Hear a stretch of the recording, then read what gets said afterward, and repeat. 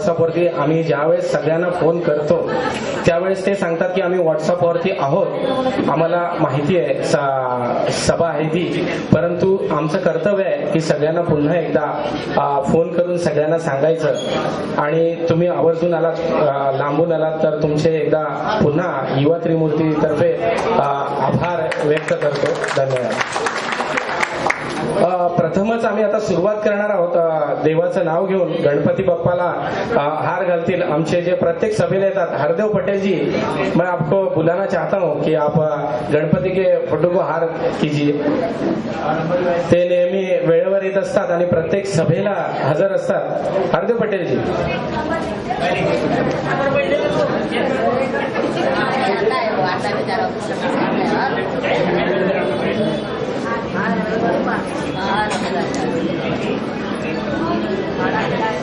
यहाँ से जाइए.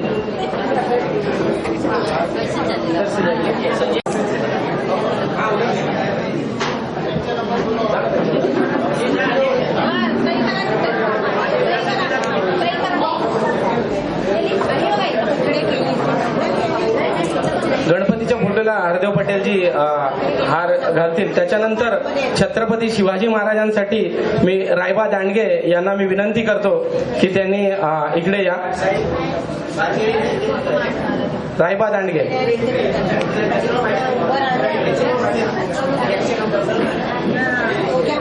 होते ना ते सुद्धा प्रत्येक मोठ्या मीटिंगला हजर असतात. महिन्यातून एक मीटिंग असते त्यावेळेस येतात. तर ते शिवाजी महाराजांना हार घालते.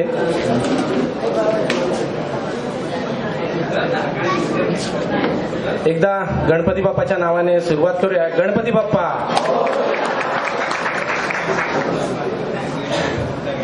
छत्रपती शिवाजी महाराज की.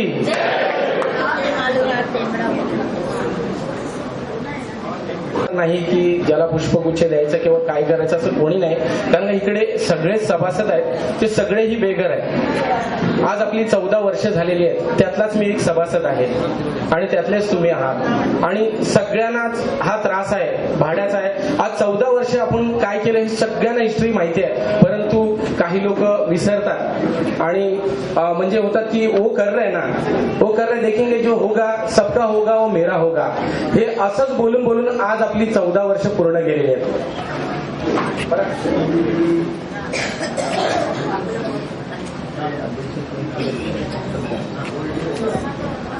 आज 14 वर्ष आपली पूर्ण गेलेली आहेत. तर ह्याच्यासाठी आपण आपला प्रोजेक्ट कसा होईल, काय होईल, त्यासाठी ही सभा ठेवलेली आहे. तरी ह्या सभेचे अध्यक्ष म्हणून आम्ही प्रत्येक वेळेला एक पुरुष मंडळी निवडतो.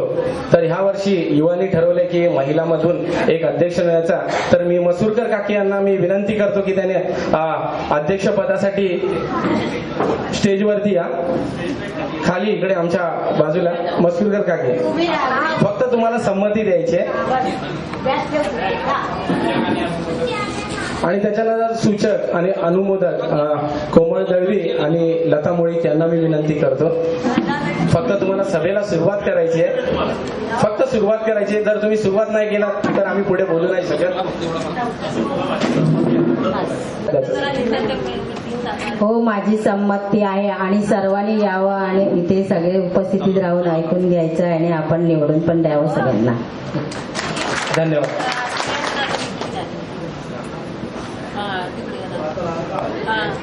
तर आपण सभेची सुरुवात इकडून करतो. नेहमीप्रमाणे जे प्रोटोकॉल आहे, जे नियम आहे, त्या नियमात राहून आपल्याला सभा सुरू करायची असते. जे जुने जाणते आहेत त्यांना माहिती आहे की जे सभेला जातात, मोठ्या सभेला अध्यक्ष निवडतात आणि नंतर मग आपला कार्यभाग सुरू होतो. तत्पूर्वी आता आपण प्रोजेक्ट वरती येऊया. आपण 14 वर्ष झाली भाडं जुन्या कमिटी आहे. जी जुनी कमिटी होती, ज्या वेळेस आपण घरं खाली करताना जी कमिटी होती जुनी, त्या कमिटी मार्फत आपल्याला जवळजवळ 7 वर्ष आपल्याला भाडं मिळालं. 7 वर्ष भाडं मिळाल्यानंतर काही अडचणी आल्या, ह्या सगळ्यांना माहिती आहे.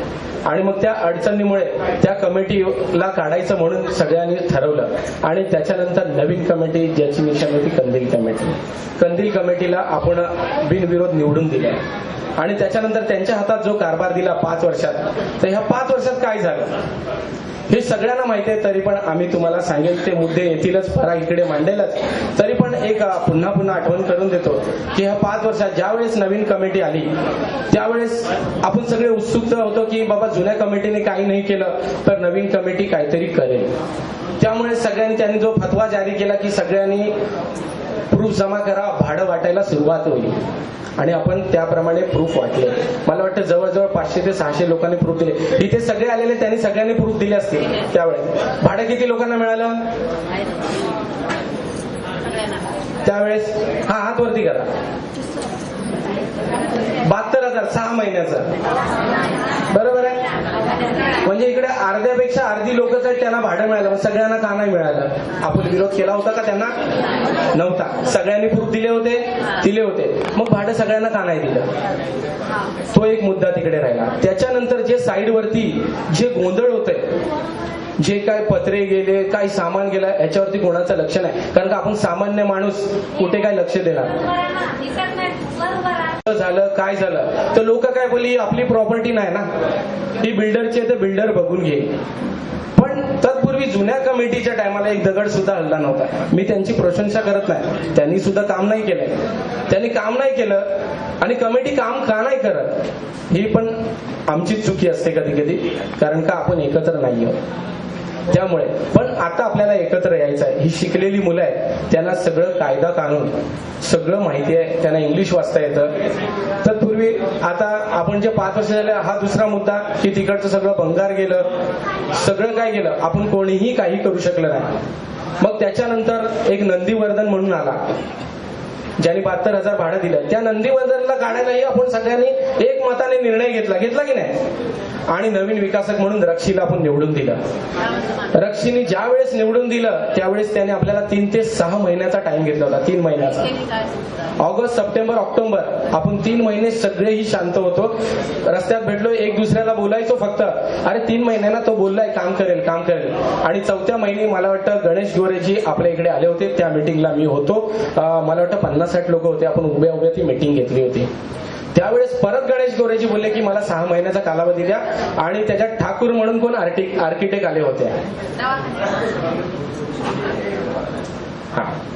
तो उसमें ये जो मीटिंग थी 6 महीने बाद जो गणेश गोरे जी आए थे, उसमें ठाकुर करके कोई आर्किटेक्ट था, उन्होंने हमको समझाया कि इसमें ऐसा टाइम जाता है, वैसा टाइम जाता है. फिर भी हमने वो बोला कितना टाइम जाएगा, तो शायद तुम्ही परत होतात त्यावेळेस. तर आपण बोले चलो 6 महीना जाएगा ना, 6 महीना हम लोग और राह देखते हैं. 6 महीना होने के बाद हमारे युवा लोगों की एंट्री हो गई. मतलब पराग हुआ, मुक्ता हुई, शेखर आना जाना कर रहा था. और ये रक्षी का पूरा बायोडाटा निकाला, पूरा डिटेल्स निकाला कि उनकी हिम्मत नहीं है, ताकत नहीं है करने की, उनके पास फाइनेंस नहीं है. लेकिन हमारे लोगों ने उनको चुन के दिया था. वो बोला हम करेंगे. और एक कमेटी ने देखा कि पब्लिक हमारे विरुद्ध में जा रही है, तो उन्होंने एक फतवा जारी किया. क्या किया? सबने फिर से डॉक्यूमेंट जमा करो, 3 महीने का भाड़ा देंगे. बराबर ना. जबकि एसआरए का नियम था 210 के हिसाब से हमें 2 साल का भाड़ा पूरा मिलना चाहिए. लेकिन इन्होंने फतवा जारी कर दिया, एक नियम निकाल दिया कि 3 महीने का भाड़ा देंगे. सबको जरूरत है, जिसको जरूरत है उनको पहला देंगे. अरे लेकिन जरूरत तो सबको है, कोई अमीर नहीं है इधर. सब अपने जेब से 10,000 से ऊपर सब लोग भाड़ा भर रहे हैं. आज के तारीख में कोई 4,000 भाड़ा नहीं दे रहा है. आप झोपड़पट्टी बोले तो अपने एरिया के बाजू में ईट पट्टी जाओ, कोयना वसात जाओ, 10 बाय 10 का रूम, 8 बाय 10 का रूम, 10,000 रुपए का भाड़ा है. उसमें लाइट बिल, पानी बिल अलग से. तो मिनिमम अपन हेल्पर में काम करने वाले लोग 10,000 से 12,000 पगार है. और बाकी जिन्होंने मतलब जिन लेडीज ने नहीं काम करना था वो काम करने के लिए वो गए और अपना घर परिवार चला रहे. कितने लोग टेंशन के मारे स्वर्गवास हो गए. ये सब जारी होने के बावजूद ये कमेटी क्या बोलती है कि 3 महीने का भाड़ा. लेकिन जब युवाओं की एंट्री हो गई और युवा ने बोला 3 महीने का भाड़ा हमें नहीं चाहिए, नहीं लेना है, तो फिर एक बार खुद तालियां बजाइए अपने आप के लिए कि आप लोगों ने 3 महीने का भाड़ा लिया ही नहीं. और उसका चित्र दिखा कि 210 के नियम से हम सभी को 2 साल का भाड़ा 3,36,000 रुपया मिला. लोगों को लगा कि मिला, लेकिन वो जैसे मिला हमारा तो चला गया। क्यों? क्योंकि जैसे भाड़ा मिला सबको पता चला तो फोन आना चालू किया कर्जे वाले लोग का, भाई भाड़ा मिला है, पैसा दो पैसा दो। तो हमने उनको दिया, जिनकी नीयत थी उन्होंने दे दिया, और सभी ने दिया क्योंकि अपने को चलाना है।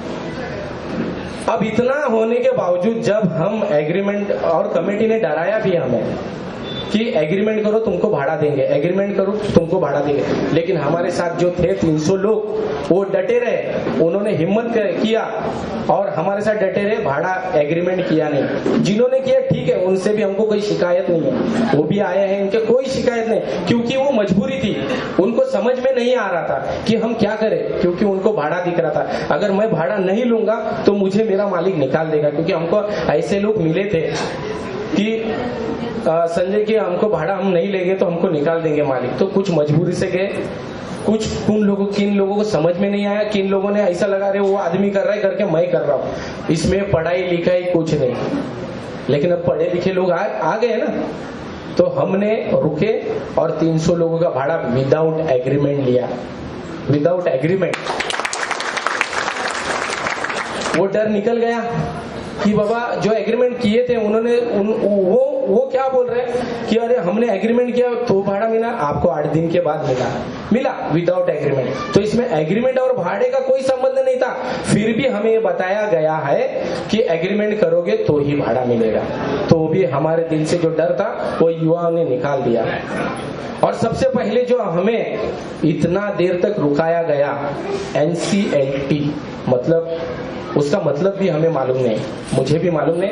वो 32 पेज का जो युवाओं ने पढ़ के देखा, उन्होंने अपना काम धंधा छोड़ के वो टाइम के दिया और हर एक वकील को चैलेंज किया कि NCLT और हमारा कोई संबंध नहीं, क्योंकि उसमें एक पॉइंट था। आज भी है, NCLT चल रही है, लेकिन NCLT तुम्हारे सर पे है अभी, वो विकासक देखेगा। उसको अगर काम करना है, उसके पास पैसा है तो उसका वो देखेगा।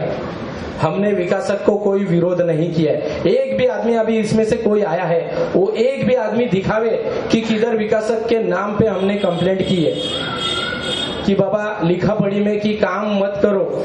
हम तो बोलते तुम काम करो, तुमने भाड़ा दिया है तो जल्दी काम करो। तो पराग ने जो भी फोन करता है, पराग व्हाट्सएप पे डिटेल्स डालता है, यही बात हमें अच्छी लगती है। हमें पूरा डिटेल्स मालूम पड़ता है, जो व्हाट्सएप पे सबको मालूम पड़ता है। गणेश गोरे जी से क्या बात हुई, हम विकासक के पास मिलने के लिए गए थे। जब हमने मातृ मंदिर में मीटिंग रखी थी, तभी हमने एक मुद्दा लिया था कि हमारे जो मुद्दे हैं एग्रीमेंट के, तुम चेंज करो हम और हमें भाड़ा दो। पहला मुद्दा था भाड़ा दो, हमारे एग्रीमेंट के मुद्दे चेंज करो। तो उन्होंने उधर मान्य किया था, बोला था हम चेंज करेंगे। और दूसरा मुद्दा उन्होंने, पराग ने बोला था कि आपने डेवलपमेंट एग्रीमेंट किया है कि नहीं। मेरे ख्याल से उसमें से कोई आया था तो उसने दो बातें की। हाँ किया है, जैसा किया है बोला, पराग ने बोला हमें दिखाओ, बाद में बोला नहीं किया है। तो पॉइंट उधर ही दब गया। चलो ठीक है, उसके बाद भाड़ा आ गया। तो भाड़ा आने के बाद और लोग बोले थे अरे भाड़ा तो आ गया तो अभी एग्रीमेंट करो, लेकिन एक पॉइंट बाकी था जो डेवलपमेंट एग्रीमेंट का। तो हमने उनसे मीटिंग किया डेवलपमेंट एग्रीमेंट का। तो हमें विकासक मिले राजेश शेट्टी जो मेन प्रोपराइटर है, हाँ, और गणेश गोरे जी। उन्होंने बोला कि 2 दिन के बाद देता हूं, लेकिन दिया नहीं। हमने वो करने के लिए संघर्ष करना पड़ा। हमारे महिला पुलिस स्टेशन गई, उसके बाद एग्रीमेंट मिला, और उसके बाद जो क्या है होने वाला है वो सब हमें बता देंगे पराग जी। धन्यवाद।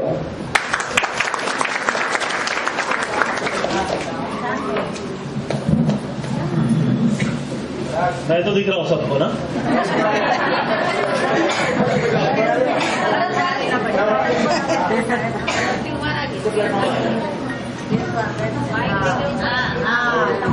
अभी गणपती बाप्पा, छत्रपती शिवाजी महाराज की। आज इथे उपस्थित त्रिमूर्ती SRA गृहनिर्माण संस्थेचे सर्व सभासद, बंधू आणि भगिनींनो, मला वाटतं 7 जुलैला याच ठिकाणी जेव्हा आपण मीटिंग ठेवली होती त्यावेळेला भाडं भेटलं नव्हतं तर ह्या हॉलमध्ये उभं राहायला जागा नव्हती मला वाटतं, बरोबर ना. आणि आज आपल्याला सगळ्यांना भाडं मिळालंय म्हटल्यावर म्हणजे त्यावेळेला मला वाटतं 300-350 खुर्च्या लावल्या होत्या आपण हॉलमध्ये, हा 400. आणि आज आपण भाडं मिळाल्यानंतर आज 200 खुर्च्यांमध्ये काम झालं आपलं. तर मला असं वाटतं जर असंच जर आपलं जी वर्तवणूक आहे ती राहिली तर गेली 14 वर्ष बिल्डरने आपल्याला फसवलं, विकासकांनी फसवलं, कमिटीने सगळ्या माध्यमातून आपल्याला पारदर्शकता ठेवली नाही.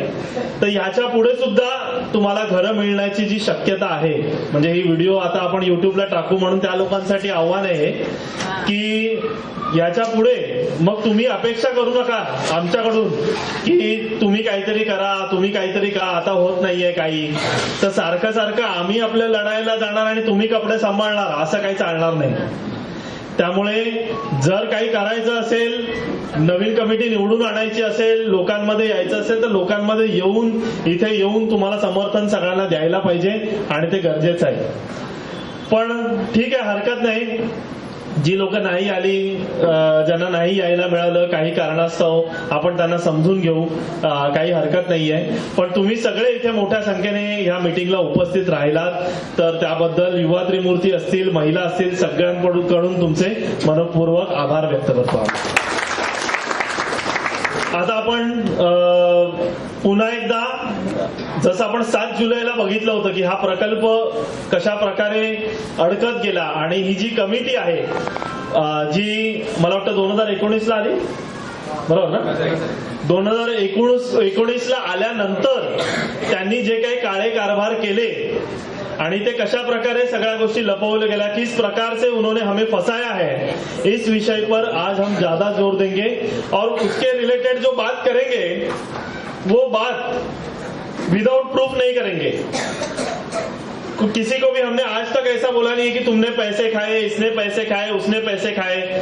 किसने कितने पैसे खाए, कल मुझे लगता है कृष्ण कुमल जी ने भी बोला है मैं कभी फ्री में काम नहीं करता हूँ, मेरी मजदूरी मैं लेता हूँ. तभी कृष्ण कुमल जी ने कितनी मजदूरी ली है अभी वो धीरे धीरे हमें पता चलेगा. पर सारे जो भी चीजें हम यहाँ पे बात करेंगे उसके रिलेटेड सारे पेपर हम जैसे राज ठाकरे जी अपने भाषण में दिखाते हैं वैसे सब साथ में लेके ही आ गए. तो अगर इस माध्यम से, इस मीटिंग से माध्यम से कमेटी मेंबर को भी हमारा आह्वान है और कृष्णा कुमल जी को भी आह्वान है कि ये दस्तावेज जो उन्होंने साइन करके एनसीईआरटी कोर्ट में दाखिल किए हैं, ये जिस दिन वो पढ़ के बता दे इंग्लिश में, उस दिन ये लड़ाई युवा छोड़ देंगे. आज डिक्लेयर करते चैलेंज सीधा पूरे बड़े मीटिंग में ये पूरा लिखा हुआ, जितना कुछ लिखा हुआ है सब पढ़ के बताओ क्या है क्या नहीं है, ये लड़ाई हम छोड़ देंगे. अभी देखते हैं हमारा प्रोजेक्ट कैसे कैसे गड्ढे में गया. 2006 में हमारा एनेक्सर बना, पुढे गए, अडवाणी डेवलपर आया, उसके बाद सनशाइन बिल्डर की एंट्री हुई. सनशाइन डेवलपर की एंट्री होने के बाद भी जो हमारे बिल्डर, ये कुछ कमिटी मेंबर थे वो अडवाणी जी के साथ थे, खड़े थे और उनके साथ रह के भी मुझे लगता है कुछ लोगों को भाड़ा भी मिला है अडवाणी जी से, ना ऐसा भी कुछ हुआ. फिर 13 हुई, फिर सनशाइन ने एलवाई लिया, 2011 में काम शुरू किया. जैसे सनशाइन ने काम शुरू किया वैसे अडवाणी बिल्डर को लेके हमारे जो सारे माननीय महोदय हैं, महेश मोरस्कर जी और उनके साथ के कुछ लोग, सुरेश मोरस्कर जी और उनके साथ के लोग, उनको पता चला अरे बाप रे अभी बिल्डर तो बदल गया, अभी खड़े रहना पड़ेगा, इसको विरोध करना पड़ेगा. तो उन्होंने सारे कोर्ट में जाके कंप्लेंट करना शुरू कर दिया, सारे कमिटी के खिलाफ कंप्लेंट की. कमिटी, मुझे लगता है तभी कमिटी में 2 हिस्से हो गए थे. मौर्या जी, गायकवाड़ जी, उनके कुछ लोग अलग हो गए और कुछ ईश्वरा जाधव, महेश मोरस्कर और इनके टीम एक अलग हो गए. उनका अलग मैटर उधर कोर्ट में चल रहा था. वो सारी चीजें वहां पे शुरू हो गई. मतलब मुझे ऐसा लगता है ये बिल्डिंग बनने के लिए सारी चीजें कर रहे थे कि काम में आधा डालने के लिए सारी चीजें कर रहे थे. अभी दिखेंगे अब धीरे धीरे. तो 2011 में उन्होंने शिकायत दर्ज की सनशाइन के खिलाफ इसमें एसआरए में कि ये जो डेवलपर काम कर रहा है, जो भाड़ा दे रहा है लोगों को, जो काम करने आया है, वो उसका काम सही नहीं, वो सारी चीजें इलीगल कर रहा है, कायदेशीर रीत्या कर रहा है या जो भी है, वो उन्होंने वहां पे लिख के सारा एसआरए में दे दिया। कोशिश ऐसी थी कि जल्द से जल्द ये प्रोजेक्ट पे स्टे आए। अरे तभी तो काम चल रहा था ना, तभी जब काम चल रहा था तब अडवाणी बिल्डर को लेके या किसी को लेके, किसी आदमी को लेके वो बिल्डर में खोड़ा डालने का काम क्यों कर रहे थे आप? शायद अगर 2011 से 2013 तक हमारा सारा काम अगर किसी ने रुकाया नहीं होता तो शायद 2015 तक हम हमारे घर में होते, शायद हमारे घर में होते आज। पर इन्होंने वही काम किया। और आप देख सकते हो कि ये एसआरए में कंप्लेंट डाली गई है, सुरेश गणपत मोरजकर जी का नाम है वहां पे। ये सारी कंप्लेंट सनशाइन के खिलाफ उन्होंने वहां पे डाली। ठीक है, अभी धीरे धीरे आगे देखो, आपको मजा आएगा। ये पिक्चर इतना अच्छा है, जिस दिन घर बनेगा ना, जिस दिन घर बनेगा उस दिन हम एक पिक्चर निकालने वाले, वो पिक्चर का नाम रखने वाले लालच। पिक्चर बहुत अच्छा पिक्चर बनेगा इस पे, और वो पिक्चर हम खुद प्रोड्यूस करने वाले, हम सब जेब से पैसा निकालेंगे और वो पिक्चर का नाम रहेगा लालच। और वो लालच पिक्चर सबको, आपको फ्री टिकट रहेगा। पहले जैसे एरिया में वो ये दिखाते थे ना, वो पूरा बड़ा वाला स्क्रीन लेके आते थे और वो पिक्चर दिखाते थे, पिक्चर का पूरा फ्री आपको लालच करके एक पिक्चर बनाएंगे इस पे। 2013 में उन्होंने हाईकोर्ट में कंप्लेंट डाली, महेश मोरजकर और अदर्स, यहाँ पे लिखा हुआ है। जिसको जो भी सवाल है, कुछ भी चैलेंज करना है, वो आ सकता है। हमने सब इसलिए पढ़ा हुआ है तो हमें कोई टेंशन नहीं है। तो 2013 में उन्होंने कंप्लेंट डाली, हमारे घर तोड़े गए, घर तोड़ा, विश्वास तोड़ा, इसलिए वो लिखा है कि demolish of our homes as well as trust. Yes, फिर ये सनशाइन ने 2011 से 2016 तक हमें भाड़ा दिया था। मुझे लगता है 2018 तक कुछ लोगों को भी मिला, 18 तक मिला। तो 2018 तक, उसके बाद भी सिर्फ कुछ लोगों को भाड़ा मिला। हाँ, तो वो हमें पता नहीं अभी रिकॉर्ड किसको कितना भाड़ा मिला है, वो शायद कश्यप भाई जानते हैं अच्छे से। तो 2016 से 2018 के बीच हम सबको भाड़ा मिला। वो भाड़ा दे रहा था, काम नहीं शुरू था पर भाड़ा दे रहा था। अभी भाड़ा कहां से दे रहा था? तो उसने हमारे जगह पे मतलब हमारे जगह पे वो लोन नहीं ले सकता, क्योंकि वो बीएमसी कलेक्टर और गवर्नमेंट लैंड है, जो हमने 7 तारीख को बोला था। आज भी इस मीटिंग में वही बोल रहे हैं कश्यप भाई। उसमें आईसीआईसीआई बैंक का कुछ था, आईडीबीआई ट्रस्टीशिप का कुछ लोन था। कुछ लोग ऐसे अपने दोस्त, सारे बिल्डर दोस्त होते हैं ना, उसको बोला बाबा मेरा प्रोजेक्ट है, बहुत बड़ा प्रोजेक्ट है, 800 करोड़ का प्रोजेक्ट है, तू मुझे लोन दे देना। ऐसे सारे लोगों से लोन लिया और हमें फिर वहां से शुरू हुआ कि हमारे जगह पे लोन है, हमारे जगह पे लोन है, हमारे जगह पे लोन है, शुरू हो गया। नेक्स्ट 2019 में एक जनजागृति समिति नाम की समिति आई ना। अभी उसके बारे में मैं बोलूंगा, पर यहाँ पे जो सभासद उसमें शामिल थे, किसी को भी बुरा लगने की कुछ भी जरूरत नहीं है, क्योंकि आपको नहीं पता था उसके पीछे क्या जनजागृति चल रही थी। ठीक है, उसके पीछे से जो जनजागृति शुरू थी वो क्या थी, ये आप सभी को पता नहीं है। तो ये 2019 को एक अलग जनजागृति समिति करके समिति आई, और वो समिति ने मीटिंग लेना शुरू कर दिया, पब्लिक में जनजागृति शुरू की, बड़े बड़े भाषण दिए। होता है क्या प्ले थे?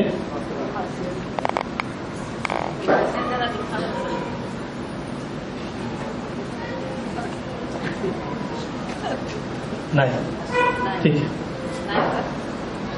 उन्होंने ये भाषण हमने पहले भी दिखाया आपको, तो अभी क्या फिर से देखने की जरूरत नहीं है।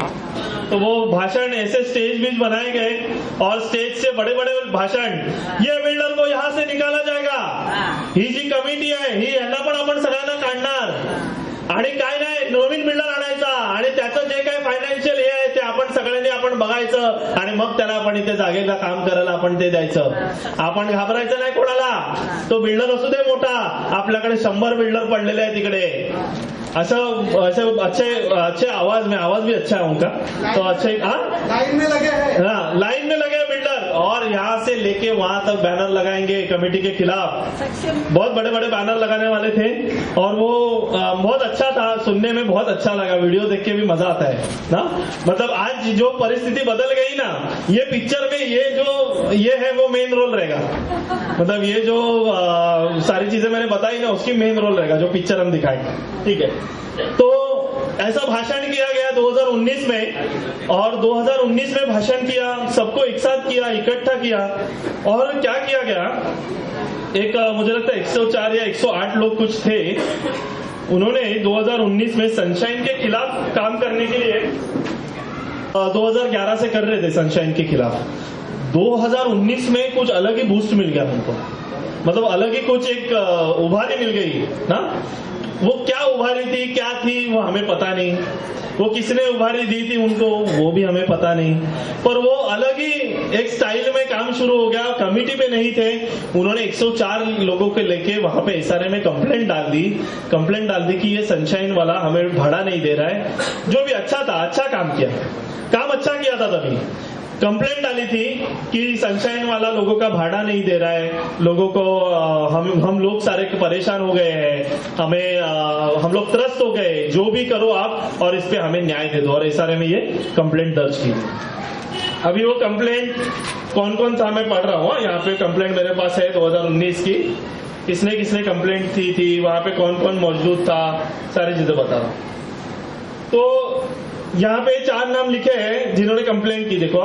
सुरेश मोरस्कर, कृष्ण कुमल, महेश मोरस्कर, गणेश कदम, और लिखा कि बाकी सारे त्रिमूर्ति के सभासद जो है वो इसमें शामिल है। जिस दिन हियरिंग थी उस दिन कौन था मैं बता रहा हूं आपको, एक ही मिनट। जिस दिन वहां पे हियरिंग हुई उस दिन मोरस्कर, महेश मोरस्कर थे, कृष्णा कुमल थे, ठीक है, कोई बात नहीं, अभी वो मिल नहीं रहा है।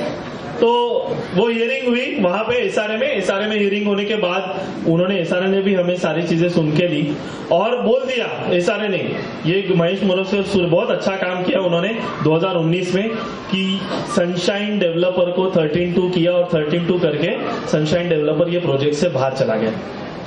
अभी देखो प्लान कैसा था, ये प्लान किसका था, ये प्लान था कश्यप भाई का। खुद पे ही वहां पे एसआरए में केस करवा के लेके वहां से उसको खुद को निकलवाने का प्लान कश्यप भाई का था। और कश्यप भाई का प्लान कौन वहां पे काम कर रहा था, तो ये लोग काम कर रहे थे, ये सारे लोग काम कर रहे थे।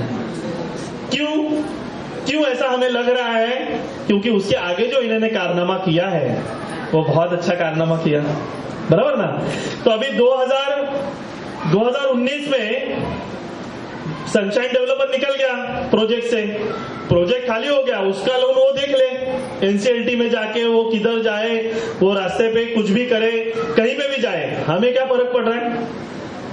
पर तभी 2019 में इन्होंने, मुझे लगता है 37 मीटिंग्स कंडक्ट की, सुरेश मोरस्कर, महेश मोरस्कर, इन्होंने ऐसे ही जैसे हम अभी स्टेज पे से बात कर रहे हैं ना, सिर्फ हमारा एक है कि हमारी नीयत अच्छी है, तो हम यही नीयत से जैसे पहले बात करते थे वैसे ही रहेंगे 5 साल बाद, यही फर्क है हम में।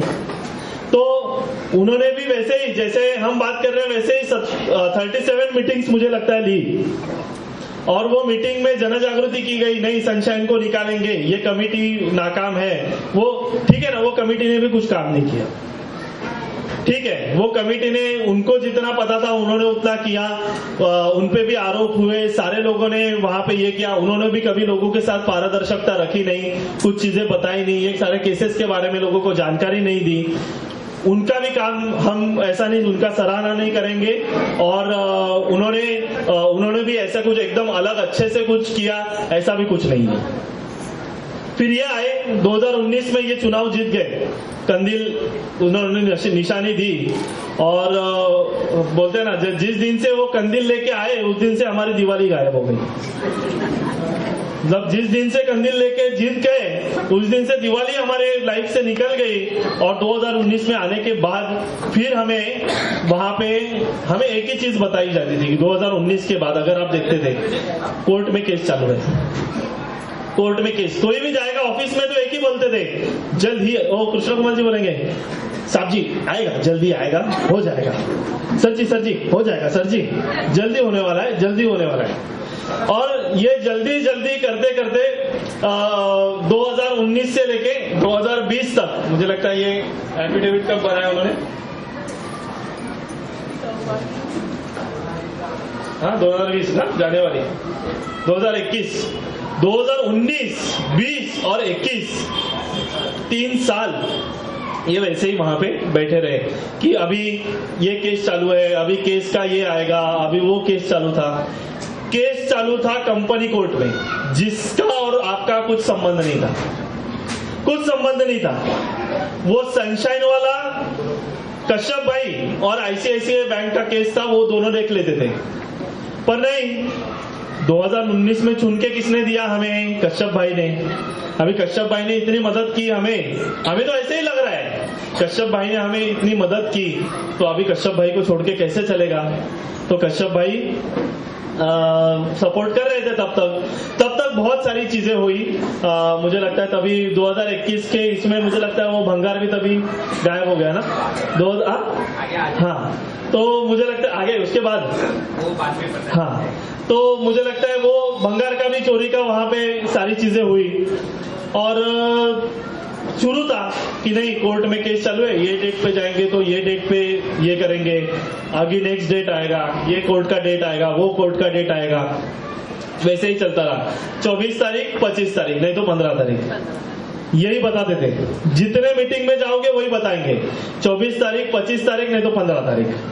तो वही चलता रहा। 25 का साइन है, 25 तारीख का साइन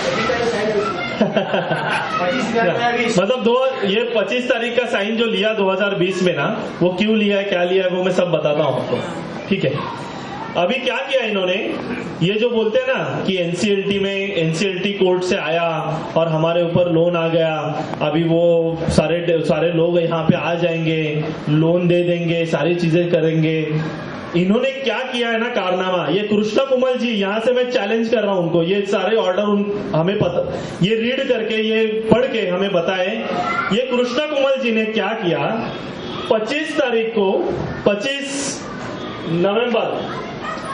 नवंबर को ये जो लेटर है, लेटर रखो था, ये लेटर हेड पे क्या किया गया, सारे कमिटी मेंबर का साइन लिया गया। अभी साइन किसके लिए लिया है कि कृष्णा कुमल जी को उन्होंने अथॉरिटी दे दी कि वो हमारे बिहाफ पे, मतलब हमारी ओर से कोर्ट के कामकाज के लिए साइन कर सकते हैं। ये उन्होंने 2020 को उन्होंने ये सम्मति ले ली नवंबर के दिन।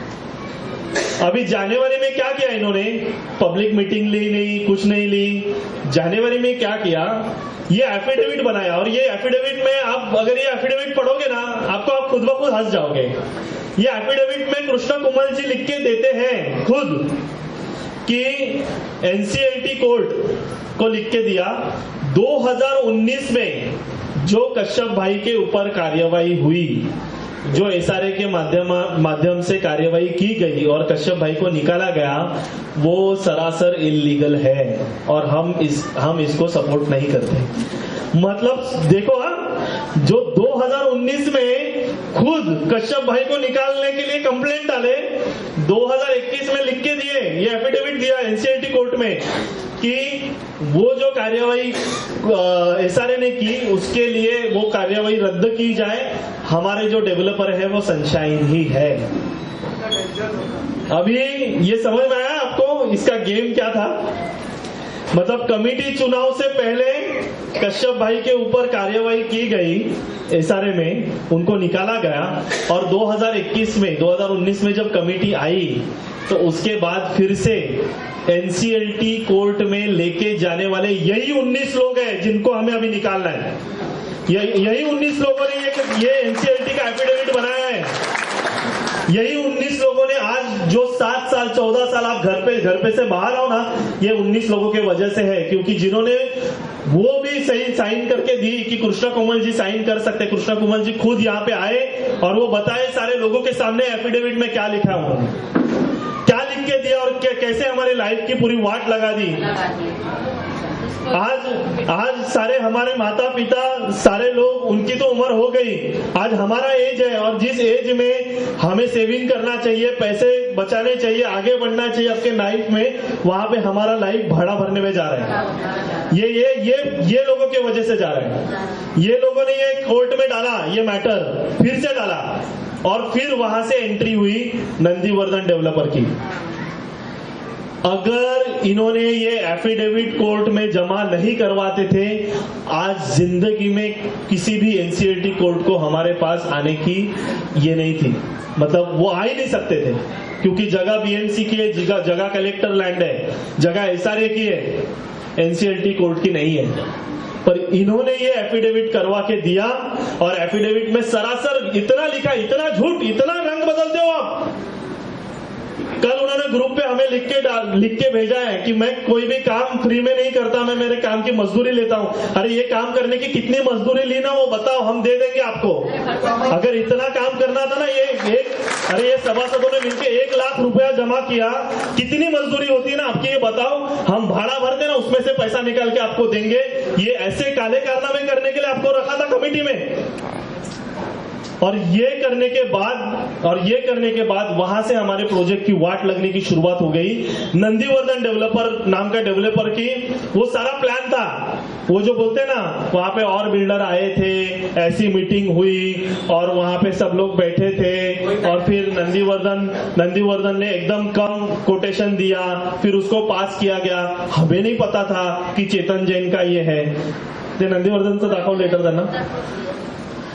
नंदीवर्धन ने जिस दिन 16 दिसंबर को उनको ऑफर लेटर दिया कि मैं ये प्रोजेक्ट में इंटरेस्टेड हूं 2021 को, 18 दिसंबर के दिन, मतलब एक दिन भी इंतजार नहीं किया उन्होंने, 18 दिसंबर के दिन उन्होंने दे दिया कि ठीक है आप हमारे बिल्डर।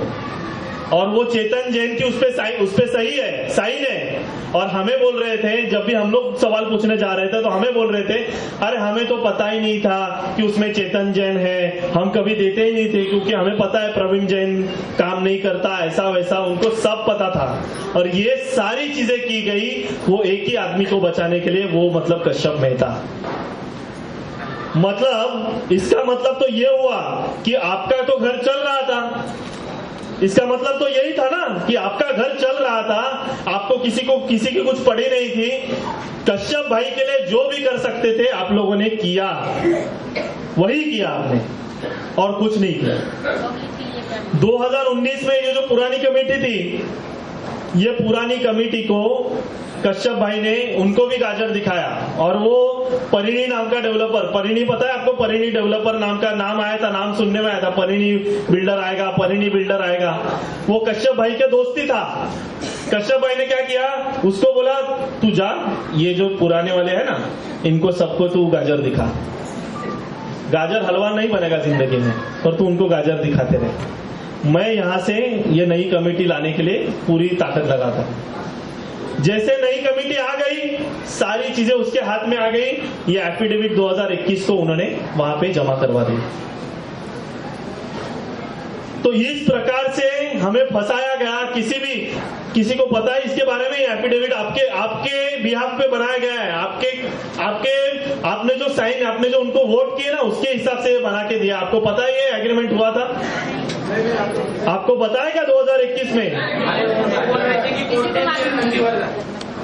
तो ये कोर्ट कोई आता नहीं था, एनसीएलटी कोर्ट हमारे पास आने की कुछ संभावना नहीं थी। ये सारी संभावना, ये कृष्णा कुमल जी इतना बड़े बड़े लेख लिखते हो ना, इस पे एक लेख लिखो।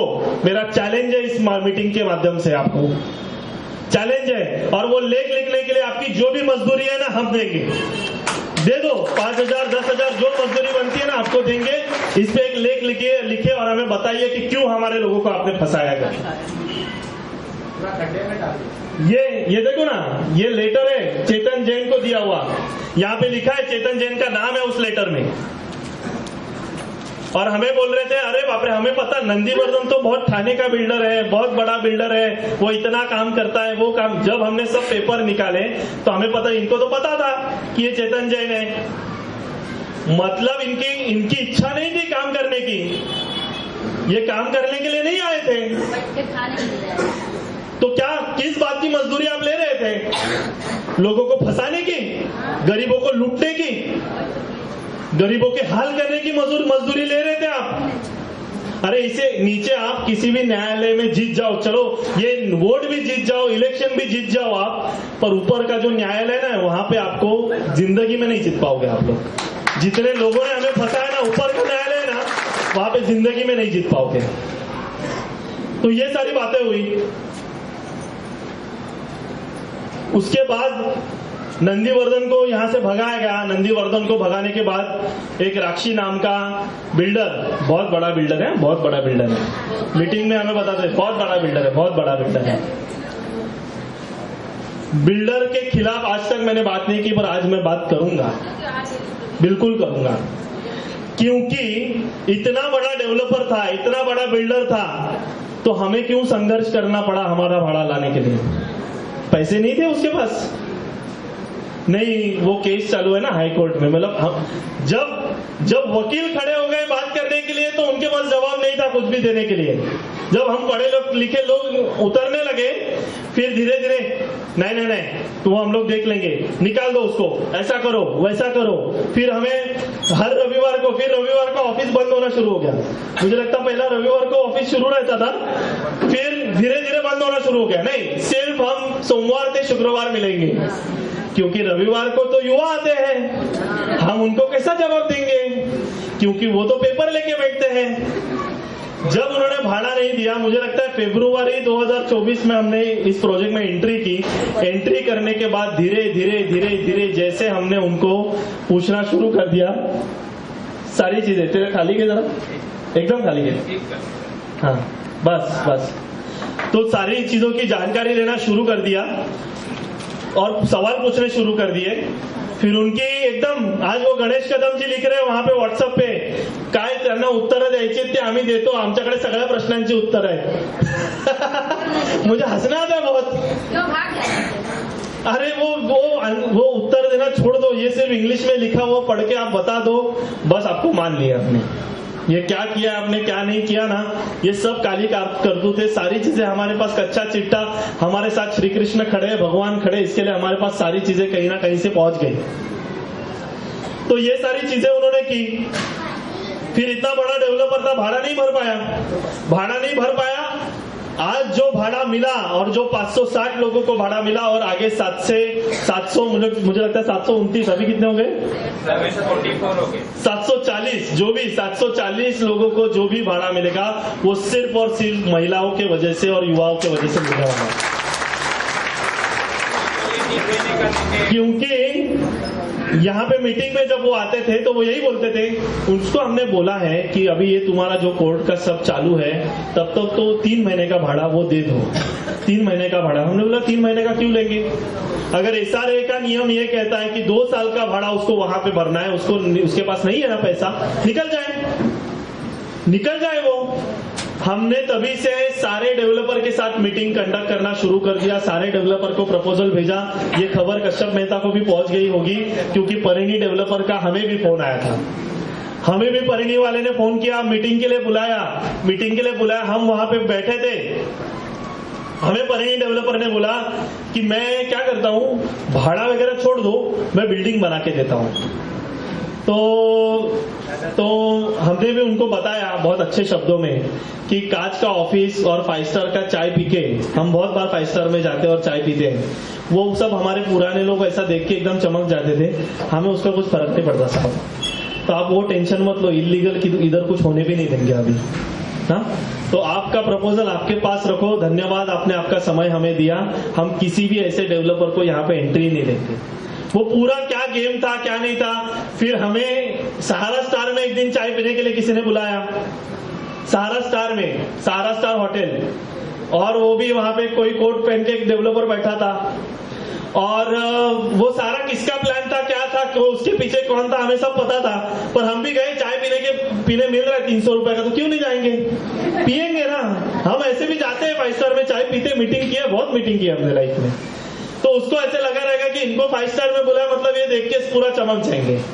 दूसरे दिन उसका मुझे फोन आया, मुझे बोला डेवलपर तो रेडी है, आप ये जो सब ये कर रहे हो ना, कंप्लेंट विप्लेंट डालने का काम जो कर रहे हो ना, वो सिर्फ स्टॉप कर दो, बाकी सब डेवलपर वहां पे SRA में संभाल लेंगे ना।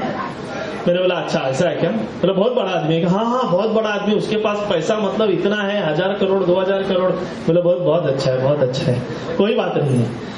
मैंने उसको वही सिंपल बोला कि आपको ऐसा लगता रहेगा कि हम ये सारे कंप्लेंट डालने का काम या जो भी करने का काम ये हमारे हित के लिए कर रहे हैं, तो ऐसा कुछ नहीं है। हमारे लोगों के लिए हम काम कर रहे हैं, हमारे घर के लिए हम काम कर रहे हैं, और वो काम हम बिल्कुल नहीं बंद करेंगे। आप 5 स्टार में बिठाओ, 7 स्टार में बिठाओ, और कल जाके हमें बताओ कि आप हमें खरीद ही नहीं सकते, तो बात ही खत्म है। आप हमें खरीद ही नहीं सकते, तो फिर वहां से उसका फोन आना बंद हो गया।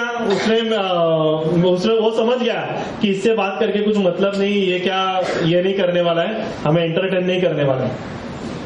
उसके बाद हमने हमारे सारे महिलाओं ने मिलके, सारे लोगों ने मिलके हमने मतदान पे बहिष्कार डाला, और ये जो न्यूज था वो मुंबई के कलेक्टर तक पहुंचा। पर मुझे ये बहुत उसमें ये लगता है, मतलब उस सभी की मैं तारीफ करना चाहूंगा उसमें, कि बहुत लोगों ने उस दौरान हमें साथ दी, साथ नहीं भी दी, कुछ लोग हमारा साथ छोड़ के भी निकल गए। जो मतलब मुझे लगता है 8000 6000 और घर काम करने वाली एक औरत है ना, या फिर जो लोग हैं, जो रिक्शा चलाने वाले लोग हैं ना, वो हमारे साथ कायम खड़े हुए, बिल्कुल एंड तक खड़े हुए।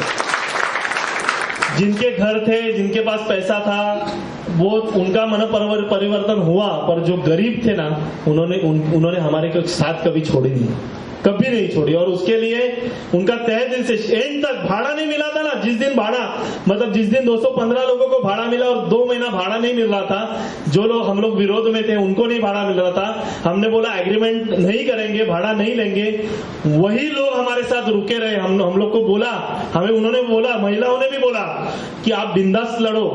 आज हम लोग इतने साल भाड़ा हमें नहीं मिला है, और 2 महीना जाएगा ना, और क्या होने वाला है, और हमारे साथ खड़े रहे। हम उनको तहे दिल से इस मंच के माध्यम से थैंक यू बोलना चाहेंगे। उसके बाद हमने जो भी आंदोलन किए, आपको पता है कि हमारे महाडिक साहब, सारे महिलाएं, उन्होंने मतलब दत्ताराम भिसे, देवेंद्र फडणवीस जी को जब लेटर दिया, तो हमारे जो गोविंद दादा है, गोविंद दादा को SRA के CEO ने फोन किया है। SRA के CEO, जो CEO हमें कभी वहां पे खड़ा नहीं करते, और गोविंद दादा के साथ उन्होंने 16 मिनट बात की इस प्रोजेक्ट के लिए, 16 मिनट। और उन्होंने बताया नहीं कि मैं SRA का CEO बात कर रहा हूं, पर उनका आवाज, उनका सारी चीजें सुन के हम पता चल गया हमें कौन बात कर रहे हैं। और वो 4 दिन के बाद जो लिस्ट इन्होंने जमा की थी, वो 215 लोगों को भाड़ा मिला है, तो भाड़ा हमारे ही वजह से मिला है, ये बात याद रखिए। क्योंकि देवेंद्र फडणवीस जी के पास ये नहीं जाता था ना, क्योंकि मुझे लगता है हमारे मीटिंग में राजेश शेट्टी जी भी बोले हमें कि आपने तो बहुत बड़ी पहचान लगा दी, आप DCM के पास पहुंच गए, डायरेक्ट देवेंद्र फडणवीस। हाँ,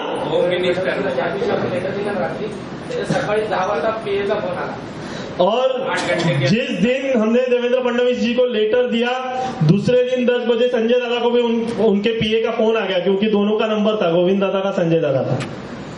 उनको फोन आया कि हम उस पर कार्यवाही कर रहे हैं, आपको SRA से फोन आएगा, CEO आपको फोन करेंगे और आगे बढ़े। तो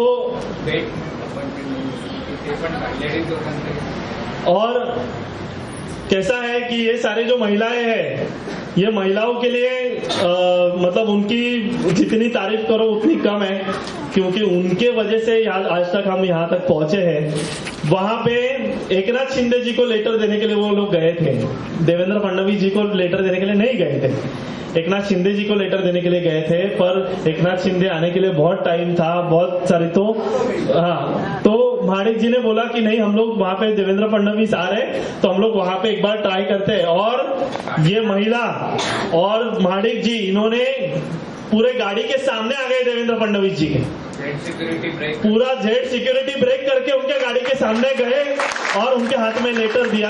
और वो लेटर देने के बाद 4 दिन बाद आपको वो भाड़ा आया। और एसआरए के सीईओ जो गोविंद दादा से उन्होंने बात की, 16 मिनट बात की, हमने जो लेटर डाला था उनको आंदोलन करने का, वो पूरा लेटर एसआरए के सीईओ ने हमारा पढ़ा। तभी बोलता है आपने तो बहुत ऊपर तक पहुंचा दिया ये मैटर। बोला जैसे जैसे हमें जो सारी चीजें हाथ में मिलेंगी हम उसके लिए काम करेंगे और हमारे सारे लोगों के लिए, घर के लिए, हमारा जो घर का सपना है वो पूरे करने के लिए हम कोशिश करते रहेंगे।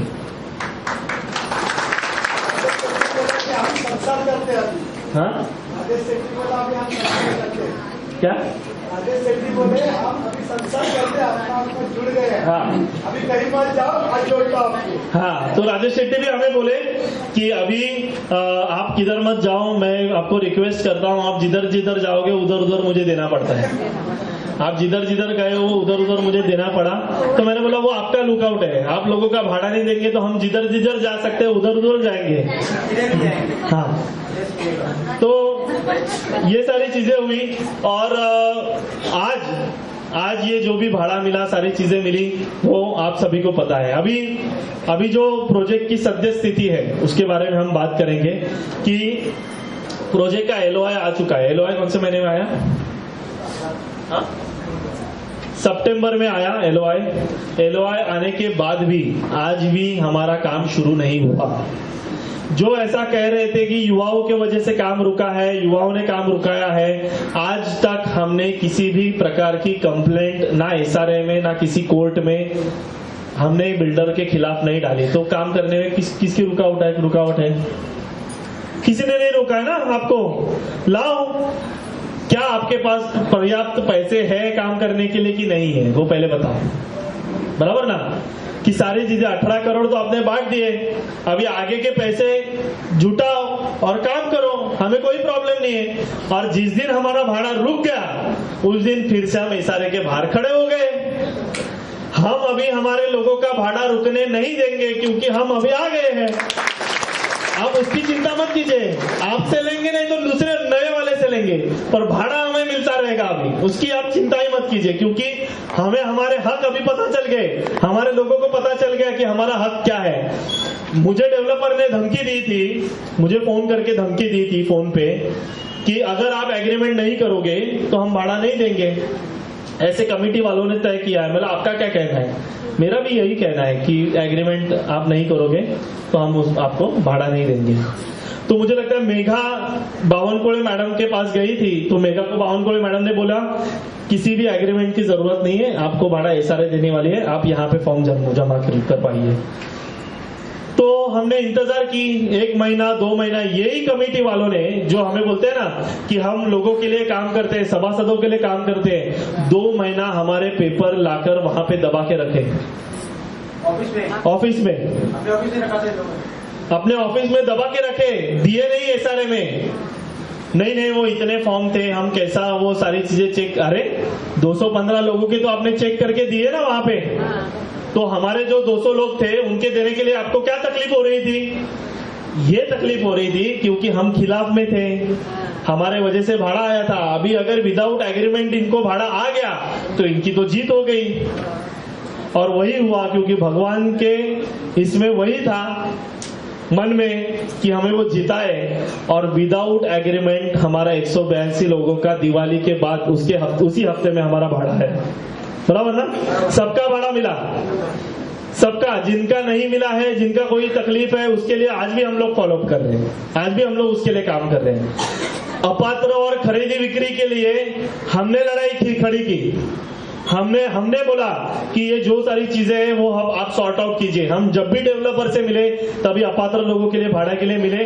और आज भी हमारा वही स्टैंड है, जब तक हमारे अपात्र और खरीदी बिक्री को भाड़ा नहीं मिलता हम एग्रीमेंट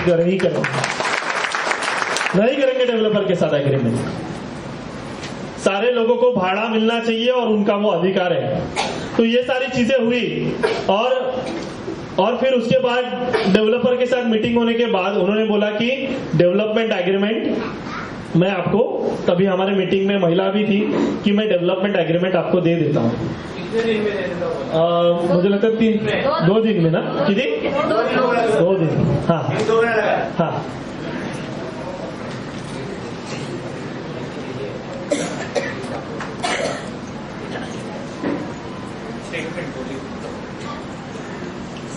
और एक पूछा मैं भूल गया.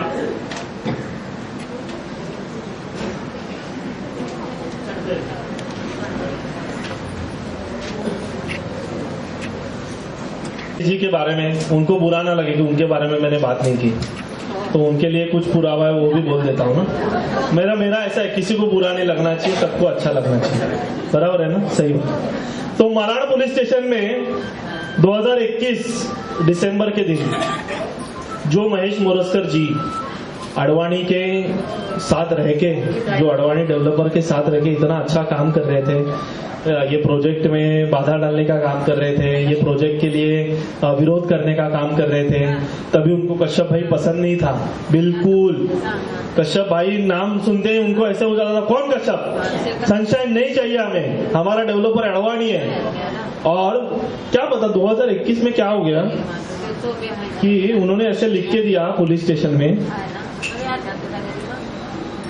यहाँ पे पूरा एनसीएलटी के बारे में पूरा मैटर था, पुलिस स्टेशन में गया था मैटर. वो पुलिस स्टेशन में क्या लिखते हैं महेश मोरस्कर जी, मैं वो जितना उन्होंने लिखा है ना कश्यप भाई के रिलेटेड, वो ऐसे लिखा है. ओके. आता आमच्या असे निदर्शनास आले आहे की सुनील मोनक याने डाव रचून आयसीआयसीआय प्रुडेन्शियल मॅनेजमेंट कंपनी मार्फत सनशाईन कंपनीज डिफॉल्टर सिद्ध करून त्याबाबत एनसीएलटी कंपनी लॉ ट्रिब्युनल मध्ये दावा दाखल करून स्वतःच्या फायद्याकरिता ओझोन ग्रुप या कंपनीज पुढे करून आम्हा सभासदांची फसवणूक केली. मतलब आईसीआईसीआई बैंक के जो वो थे सुनील मोनक, इन्होंने हमें फसाया. त्या दरम्यान श्री कश्यप मेहता, देखो त्या दरम्यान मतलब उसी दरम्यान श्री कश्यप मेहता यांनी दुसऱ्या एका विकासकाबरोबर आमच्या प्रोजेक्ट संदर्भात बोलणी करून आमचा प्रोजेक्ट वाचवला. अन्यथा आम्ही सुनील मनोज यांच्या जाळ्यात अडकून आमच्या हक्काचे घर मिळवण्याचे आमचे स्वप्न उद्ध्वस्त झाले असते. वरील सर्व घटनेला श्री सुनील मनोज हाच जबाबदार असून, हाच मतलब यही जिम्मेदार है, कश्यप मेहता जिम्मेदार नहीं है एनसीएलटी के मैटर का, और उनके वजह से ही हमारा प्रोजेक्ट यहाँ पे ठप हो गया. और जो भी मैंने लिखा है, यहाँ पे लिखा है, जो भी मैंने लिखा है वो मराठी में वहां पे टाइप किया हुआ है और वो मैंने पढ़ के ये कर रहा हूँ और नीचे मेरी सिग्नेचर है.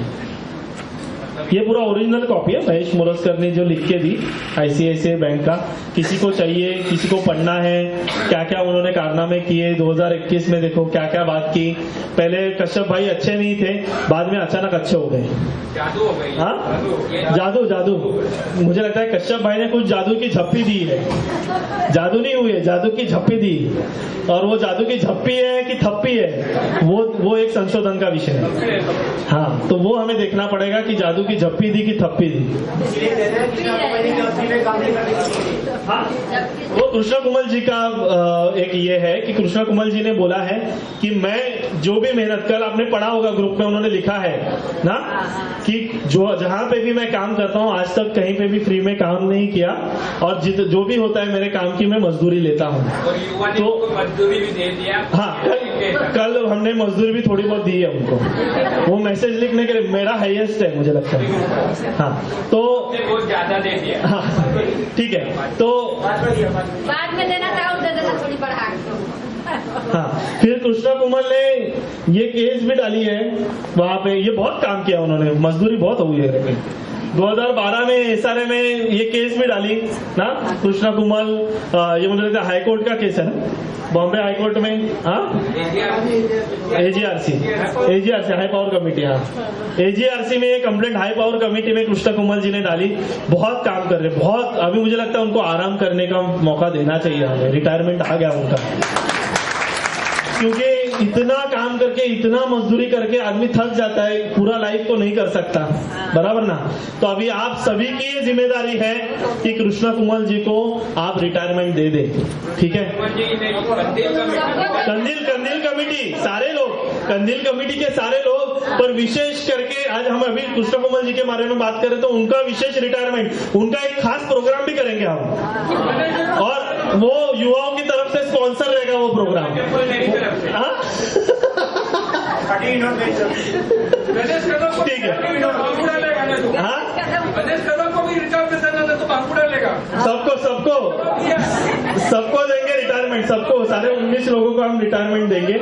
नेक्स्ट करते हैं। फिर हमने ये सारी चीजें की और ये जो कमेटी है उन्होंने, आपको ये भी पता है कि जब नंदीवर्धन से भाड़ा आया था तो सिर्फ मुझे लगता है 272 लोग है ना, 272 ना, सिर्फ 292 मतलब 292 लोगों को ही उन्होंने भाड़ा दिया, बाकी लोगों को भाड़ा दिया नहीं, वो भाड़ा आया नहीं, क्या हुआ हमें पता नहीं है। ठीक है, पर तभी तुमने जवाब कैसे जाएगा? हाँ? सबको दे देंगे, तुमने जवाब कैसे जाएगा? वो अभी पता नहीं हमें क्या हुआ क्या नहीं हुआ, पर ये कमेटी ने आने के बाद कुछ भी काम नहीं किया। इन्होंने सिर्फ कश्यप मेहता जी को प्रोटेक्ट करने का काम किया। 39 माले की बिल्डिंग ये लोग बना रहे हैं, इनके वजह से हमें आज 39 माले में जाने के लिए आज हम मजबूर हैं। वहां पे एग्रीमेंट पे सबको साइन करवा रहे थे 120 मीटर की ऊंची बिल्डिंग, और बोल रहे थे नहीं हमें तो पता ही नहीं था कि 39 माले की बिल्डिंग बनाने वाले हैं। जब युवा गए मीटिंग के लिए तब हमें पता चला। अरे कमेटी वाले आप हो कि युवा है? हाँ, कमेटी वाले कौन है? यहाँ पे पता ही नहीं चल रहा है। तो बोलते हैं हमें तो पता ही नहीं था कि 39 माले की बिल्डिंग बनाने वाले हैं, क्या करने वाले हैं, कैसे करने वाले हैं। और जितना भी कारभार इन्होंने आज तक किया है, आज तक जो भी बोला है, उसमें से मैं तो बोलता हूं कि 70 से 80% जो इंफॉर्मेशन, जो माहिती उन्होंने दी है वो झूठ है, सरासर झूठ है। विदाउट कमिटी परमिशन बिल्डर करू शकत नाही, कमिटीनं 100% परमिशन त्याला कमिटीने दिलेले आहे म्हणून ते पुढे गेले। वो डेवलपमेंट एग्रीमेंट में उन्होंने परमिशन लिख के दी है उसको कि 39 माले की बिल्डिंग आप बनाओ करके, और उसी तरह से उसको परमिशन मिली है। कौन से एजीएम में वो परमिशन ली, क्या ली, हमें पता ही नहीं है, हमें पता ही नहीं है। उन्होंने दी है। और अभी डेवलपर क्या बोलते हैं, हाँ, जब डेवलपमेंट एग्रीमेंट की बात आई, डेवलपमेंट एग्रीमेंट में ऐसा हुआ कि पहले हमें बोला कि बनाया है, फिर एक मीटिंग में आने के बाद बोला मुझे पता नहीं, अभी ये क्या गजनी जैसा सीन हो गया।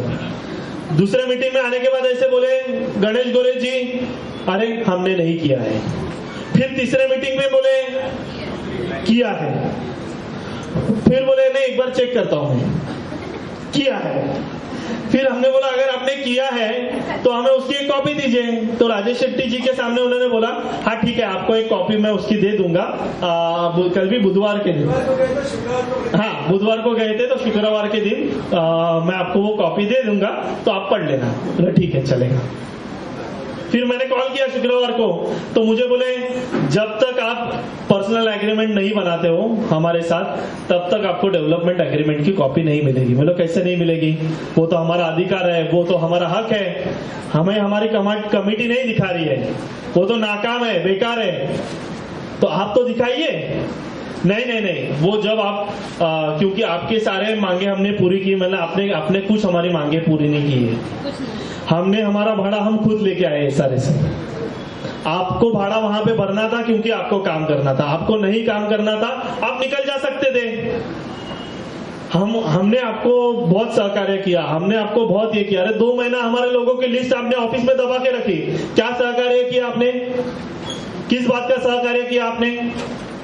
और फिर हमें बोला गया नहीं आप जो भी है पर्सनल एग्रीमेंट कीजिए, पर्सनल एग्रीमेंट के बाद ही हम ये देखेंगे कि हम आपको डेवलपमेंट एग्रीमेंट देंगे। मतलब पर्सनल एग्रीमेंट हम नहीं करेंगे जब तक डेवलपमेंट एग्रीमेंट कमेटी ने हमारी तरफ से क्या आपको लिख के दिया है ये जब तक पता नहीं चलता, तब तक हम आपको नहीं देंगे पर्सनल एग्रीमेंट।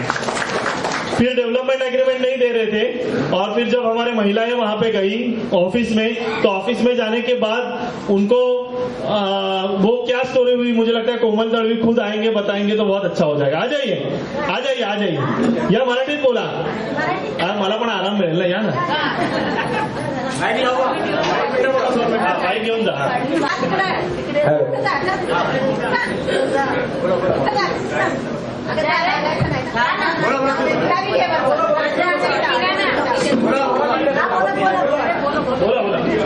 बोला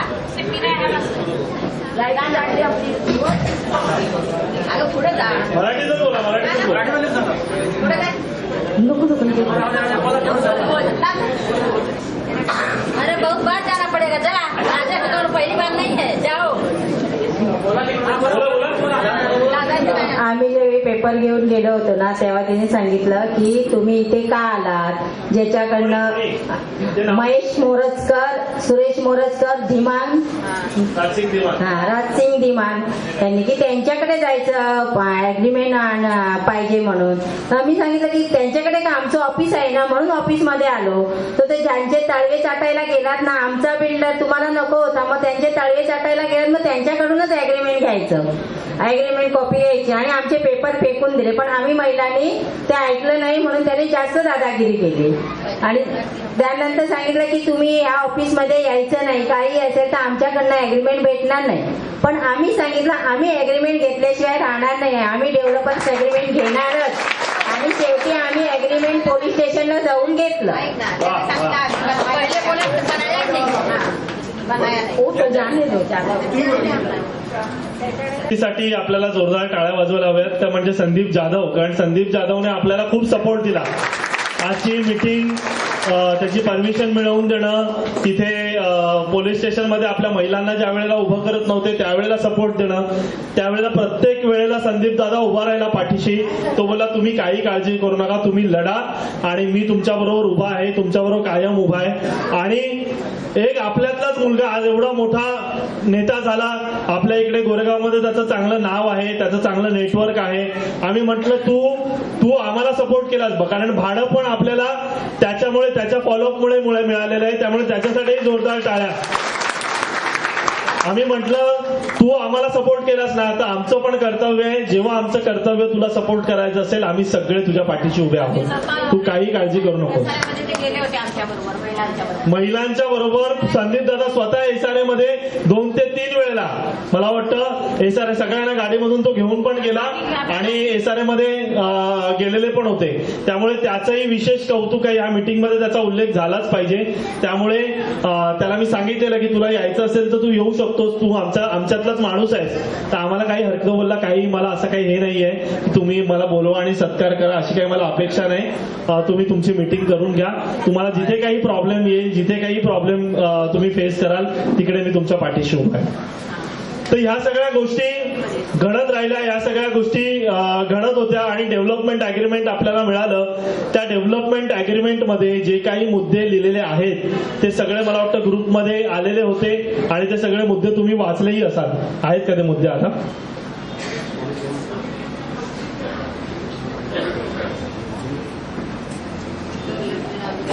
का राहू दे आता? डेव्हलपमेंट अग्रीमेंट, ह्या एकच मुद्दा तुम्हाला सांगतो त्याच्याचा.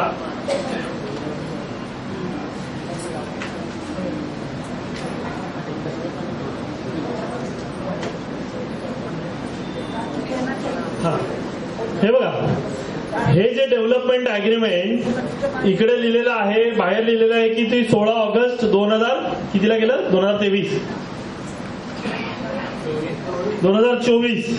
ला केलं असं सांगितलं गेलंय. यहाँ पे लिखा गया है कि ये एग्रीमेंट, जो डेवलपमेंट एग्रीमेंट जो कमेटी और सोसाइटी के कमेटी और विकासक के बीच में होता है, ये 16 अगस्त 2024 को किया गया है. इस पे डेट लिखी गई है और उसके पीछे क्या लिखा है ये मैं पढ़ के बता रहा हूं आपको. ओके. त्यामुळे पक्षकारांनी येथे त्यांच्या प्राकृती करून आपल्या हातांच्या शिक्क्या सह्या करून वर उल्लेख केलेल्या दिनांक व वर्ष या दिवशी सहमती दर्शवली आहे. त्रिमूर्ती SRA cooperative housing society limited यांची कार्यकारिणी सदस्य असून 22 ऑगस्ट 2023 रोजी झालेल्या सर्वसाधारण सभेत पारित झालेल्या ठरावानुसार ये डेवलपमेंट एग्रीमेंट 22 अगस्त 2023 को उन्होंने मतलब उसको सम्मति ली है. आपको बताया गया था ये एग्रीमेंट 22 अगस्त 2023 को जब आपने हाथ उठाया राक्षी डेवलपर के लिए, हम हाँ बोल रहे हैं, क्या ये एग्रीमेंट आपको पढ़ के बताया गया था? ये आपका अधिकार है, ये आपका हक है, यहाँ पे तो लिखा है. पारित केलेल्या ठरावानुसार खालील व्यक्तीच्या स्वाक्षरी असून डाव्या निशाणी आणि छायाचित्र महेश गणपत मोरजकर, साइन किए हुए है कृष्णकुमार बहादूर, हरिशंकर यादव, गणेश कदम, सुरेश मोरजकर, बाबूराव घोळे, हे सगळे जेवढ्यांनी हे साईन केलेले ते ही सही केलेली आहे. सगळ्यांना या व्हिडिओच्या माध्यमातून आव्हान आहे, पापाचे भागीदार होऊ नका. जर परत त्यांच्या बरोबर तसेच राहाल तर पापाचे भागीदार व्हाल. बनवायला पाहिजे.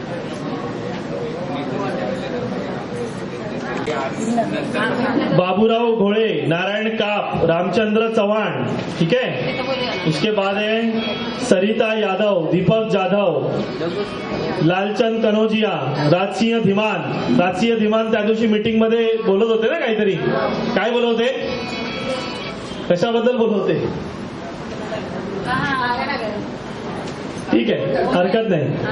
ऑफिस में हाँ, जयश्री एग्रीमेंट 22 अगस्त 2023 के 23 के वो मीटिंग में राक्षी जब आपने हाथ उठाया तो उनको पता चला कि अरे आपने हाथ उठा दिया ना, अभी कोई भी एग्रीमेंट बनाओ, कुछ भी कराओ और इनको बनाओ, क्योंकि आज तक सारे डेवलपर ने वही काम किया. तो इसीलिए शायद वो छुपा रहे थे, इसीलिए मुझे बोल रहे थे गणेश गोरे जी वो हम बाद में देते हैं, आप अभी साइन कर दो, ये कर दो.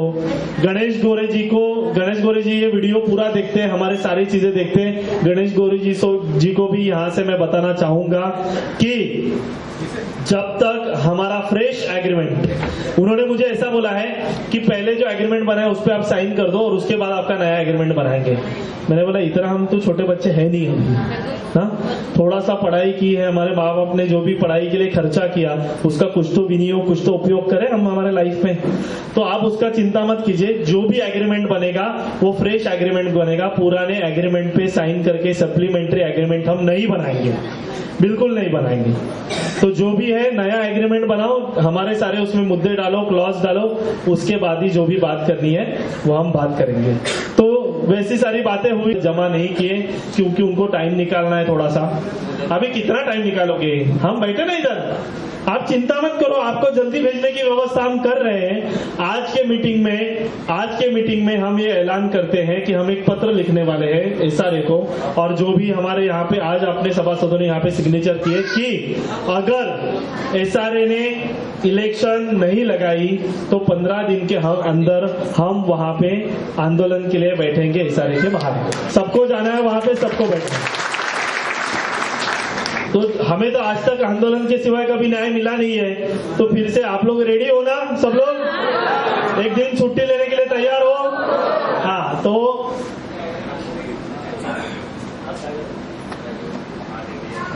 ठीक है. तो मैं पूछूंगा आपको कि ये कमेटी निकालने के लिए आप रेडी हो कि नहीं? आपको सबको हाथ उठाना है. कमेटी हटाओ, कमेटी हटाओ, कमेटी हटाओ. कमेटी और कुछ भी करो पर वो निशानी कंदील मत लेना, वो पनौती चाहिए नहीं है हमारे साथ. हाँ, तो निशानी कोई भी चलेगी, कमल मिली तो अच्छा है क्योंकि कमल का भी तेजी चल रही है. तो अभी हमने ये तय किया है कि हमारे उम्मीदवार, हमारे जो सोसाइटी कमेटी में जो युवा तो खुद खड़े नहीं हो सकते क्योंकि हमारे नाम के ऊपर घर नहीं है, तो हमारी तरफ से कुछ उम्मीदवार हम चुनाव के लिए खड़े कर रहे हैं. उनके सभी के नाम आज हम आपको यहाँ पे दिखाएंगे. किसी भी नाम के ऊपर अगर आपको आक्षेप है, ये लोकशाही माध्यम से हम करना चाहते हैं. ऐसे नहीं होना चाहिए कि हमने तय कर लिया और आप उसको मान्यता दे दो. किसी भी प्रकार से आपको आक्षेप होगा, आप खड़े होके, आपके पास माइक आएगा, राजू जी माइक दीजिए, प्रमोद जी, हाँ प्रमोद जी माइक देंगे, आप आपका जो भी आक्षेप रहेगा उस पर्सन के बारे में, वो व्यक्ति के बारे में यहाँ पे बता सकते हैं. तो और हाँ, जिनकी इच्छा है कि मैं कमेटी में आना चाहता हूं तो आपके भी नाम, आप भी आगे आके बताइए कि मैं इच्छुक हूं, मेरा नाम आप वहां पे ऐड कर दीजिए निस्वार्थ. हाँ, और ये भी है नहीं, वो सुनो वो निस्वार्थ काम करने की व्यवस्था सुनो, वो निस्वार्थ काम करने की व्यवस्था हमने कर ली है। वो आपको वो एक गेम चेंजर पिक्चर वो भी बताने वाले हैं आपको, वो कैसे निस्वार्थ काम होने वाला है, तो उसका टेंशन आप मत लीजिए, निस्वार्थ काम होने ही वाला है। वो कैसे होगा क्या होगा वो आपको बाद में पता चलेगा। अभी नाम देखते हैं हम सारे लोगों को। पैनल का नाम हमने तय किया है, आपकी अनुमति है कि नहीं आप बताइए। युवा त्रिमूर्ति पैनल, ऐसा ही पैनल का नाम रहेगा क्योंकि युवा त्रिमूर्ति के नाम से ही आज तक हमने किया है। चलेगा आपको सबको? हाथ ऊपर कीजिए, चलेगा? धन्यवाद। किसी का विरोध है तो बताइए। ऐसा नहीं है हमारा कुछ ऐसा ये नहीं, किसी को लगता है अलग कुछ नाम चाहिए, उस दिन कोई आया था त्रिमूर्ति नाम बदल सकते हैं क्या, तो युवा त्रिमूर्ति बदल सकते हैं, ऐसा भी कोई रहेगा तो बताओ। ठीक है, अभी ये भीमनगर से हमने जो जिनका नाम लूंगा वो अगर खड़े होंगे तो अच्छा होगा, अपनी जगह पे वो खड़े हो जाएंगे। भीमनगर से प्रकाश सोगम जी है, प्रकाश सोगम जी या पुढे स्टेजवरती बता दे। चल ठीक आहे, थोडं तिकडे त्या बाजूला ना काका।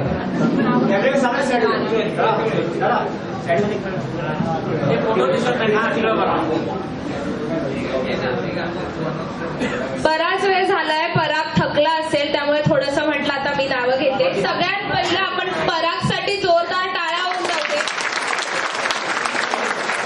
कारण अनेक मीटिंग असतात आणि तो खूप बोलत असतो आणि खरंच तो मनापासून व्यवस्थित सगळ्या गोष्टी हँडल करतोय। तर पुन्हा एकदा परागसाठी जोरदार टाळ्या।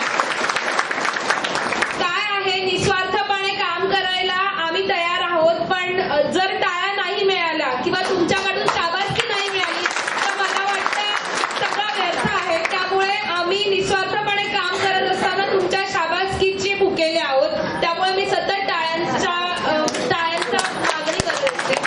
सो आता भीमनगरचं पॅनल, आता आपण युवा त्रिमूर्ती नाव असं पॅनल सजेस्ट केलंय। पुन्हा सांगेन, जर कोणाला या नावाशी आक्षेप असेल तर आपण पुन्हा पुढे येऊन बोलू शकता, आम्हाला काही प्रॉब्लेम नाहीये। प्रत्येकाने आपलं मत इथे मांडावं एवढीच अपेक्षा आहे। तर भीमनगर मधून काही जी नावं आहेत ती एक आहे प्रकाश सोगम काका, यांच्यासाठी टाळ्या होऊन जाऊ दे, कारण ते म्हणाले की आम्ही सोबत असू। म्हटलं आम्हाला तुमची सोबत नाही, आम्हाला सगळ्यांना एकत्र काम पुढे घेऊन जायचंय। लताताई मुळीक, लताताई आलेल्या असतील, नेहमी सगळ्या आपल्या मीटिंग्सला उपलब्ध असतात, प्रत्येक आपली जी काही लढाई चालू असते त्या नेहमी सोबत असतात। त्यामुळे आमचं यावेळी असं ठरलंय की माहित नाही पण आम्हाला यावेळी कमिटीमध्ये महिला हव्या आहेत, कारण गेल्या वेळी महिला खूप कमी होत्या, त्यामुळे थोडंसं चेंज करून पाहूया।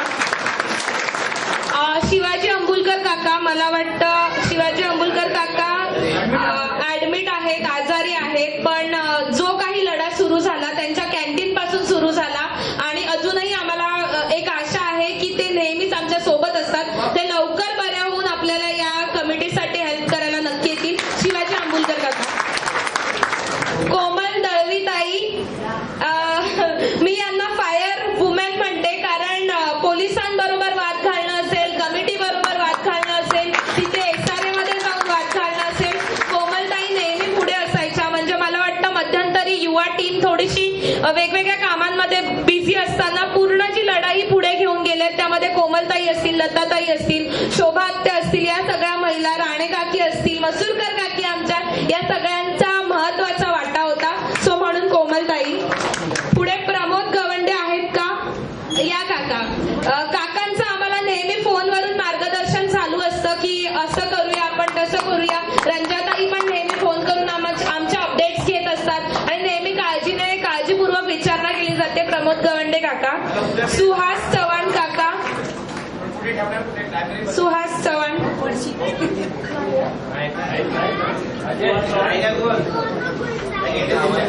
सुहास काका, सुहास चव्हाणच्या असू दे। सुहास चव्हाण काका यांना ठेवण्यामागचं उद्दिष्ट एवढंच आहे की आज जे काही पेपरवर्क तुम्ही बघताय, जे काही आहे तुम्हाला सगळ्यांना माहिती आहे, पेपरवर्क कोणी केलंय? अजय चव्हाण। सो अजय साठीच आम्हाला स्पेशल सुहास काकांची मदत हवी होती। सुहास काका पहिल्यापासून नाहीच म्हणत होते, त्यांच्या मागे खूप त्यांना सांगावं लागलं की नाही, अजयकडे बघून तरी तुम्हाला आता नवीन येणाऱ्या कमिटीमध्ये यावं लागेल. सो अजयसाठी सुहास चव्हाण काका.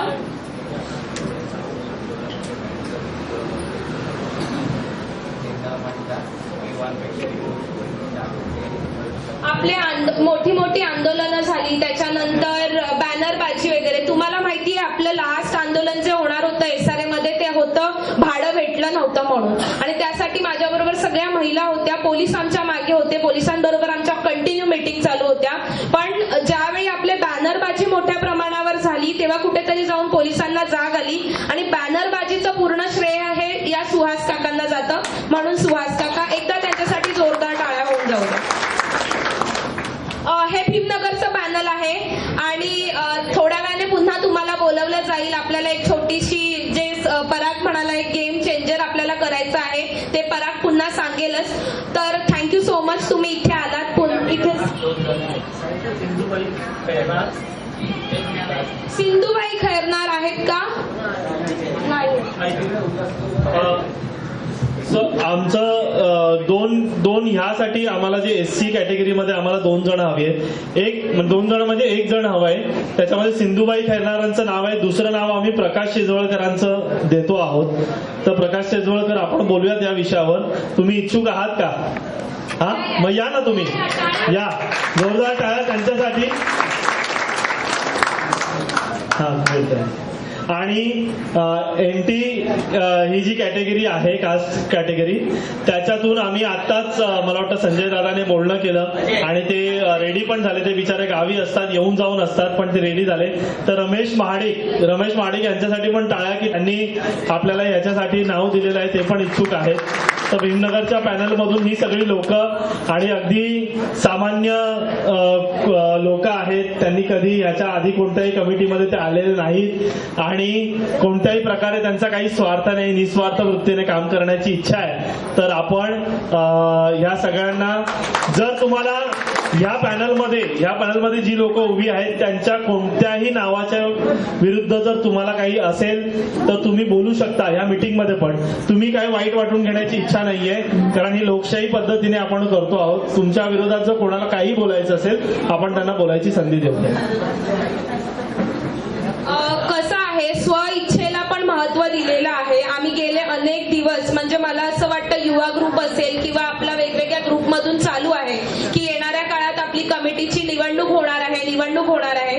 तर मला असं वाटतं स्व इच्छेने सुद्धा लोकांनी आपली नावं द्यावी आणि त्याच्यामध्ये जास्त आनंद आहे. आम्ही ठराविक लोकांशी बोलतोय.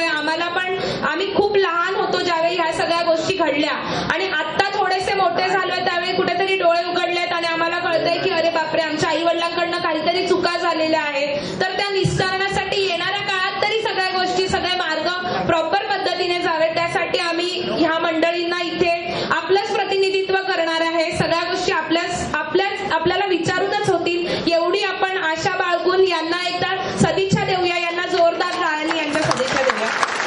Thank you so much. थोड्या वेळाने पुन्हा तुम्हाला बोलवलं जाईल. Thank you so much. भीमनगरची टीम आहे. हा, ही पूर्ण लक्षात ठेवा, कारण वेगवेगळ्या आता नगर वाईज आपण ट्राय केलेलं आहे. नेक्स्ट राजूनगर कैलाशनाथ मौर्या. राजूनगर, मला वाटतं कैलाशनाथ मौर्या यांबद्दल जी लढाई आपली होती त्याबद्दल पराग थोडंसं डिटेलमध्ये बोलेल. कैलाशनाथ मौर्या. कैलाशनाथ मौर्य, पहिला त्यांना येऊ दे पुढे. कैलाशनाथ मौर्य, कैलाश यादव, अवध नारायण यादव, बच्चेलाल यादव आणि अभिराम यादव.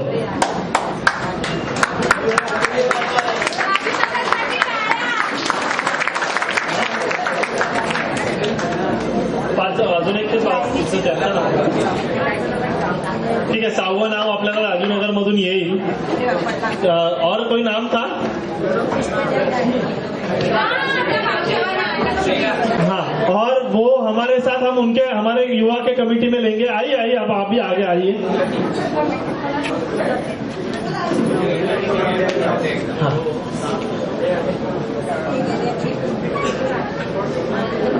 अभी ये राजूनगरचं पॅनल आहे. कैलाशनाथ मौर्य जी च्याबद्दल मी बोलेन या ठिकाणी, विशेष करून बोलेन, कारण कैलाशनाथ मोरया यांचं नाव आधीच्या कमिटी बरोबर पण जोडलेलं गेलेलं होतं. ठीक आहे. तर मग आणि कैलाशनाथ मोरया यांच्यावर बरेच आरोप केले गेले. बरेच आरोपांना त्यांनी कधी उत्तर दिलं नाही समोरून. त्यांनी त्यांचं नेहमी ते शांतपणेच बोलत राहिले. आतापर्यंत पण त्यांचा स्वभाव तसा शांतच आहे. कधी अग्रेसिव्ह बोललेले आम्ही त्यांना बघितलेलं नाही. कसं आहे की हा एकटा माणूस राजूनगरच्या 150 ते 200 सह्या एका पेपरवर सगळ्या घेऊन येतो. SRA मध्ये कधीही जायचं असेल, कधीही तिकडे जायचं असेल, कधीही काही काम करायचं असेल तर ते रेडी असतात. ते स्वतः जातात, स्वतः जाऊन फॉलोअप घेतात. म्हणून आपण त्यांचं नाव आपण इथे ह्या पॅनलमध्ये सजेस्ट केलेलं आहे. मागचं जे काही झालेलं आहे, ज्या काही गोष्टी झालेल्या आहेत त्याच्याशी ह्या पॅनलचा काही संबंध असणार नाही. ठीक आहे. हे आता तुम्हाला क्लिअर सांगतोय आम्ही. त्यामुळे हे नवीन पॅनल बरोबर ही जी काही मंडळी काम करतील आणि ते कसे नियमामध्ये राहून काम करतील याची व्यवस्था आम्ही केलेली आहे. इसकी जो व्यवस्था है, ये कैसे नियम में रह के काम करेंगे, इसकी व्यवस्था युवाओं ने की है. उसके बारे में आप निश्चिंत रहिए. तो हाँ,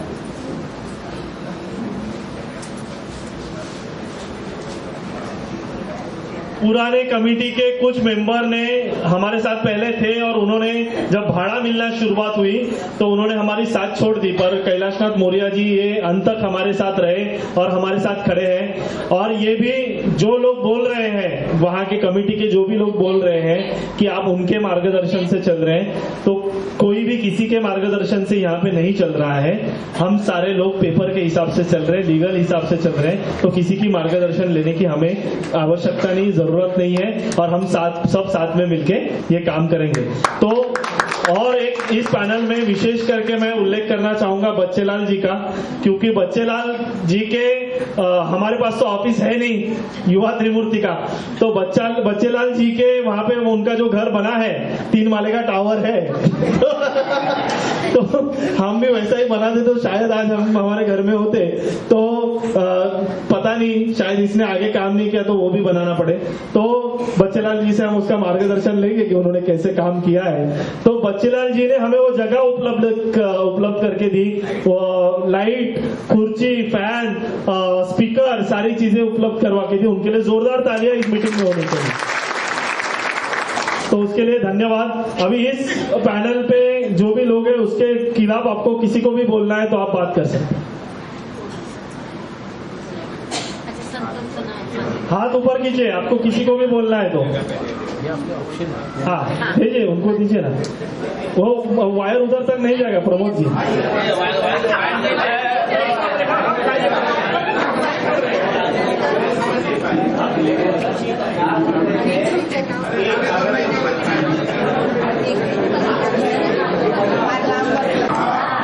सबको कोई हाथ ऊपर कीजिए जो राजूनगर से यहाँ पे उपस्थित है. आपकी सबकी सहमति है? चलो, धन्यवाद धन्यवाद धन्यवाद. अभी नेक्स्ट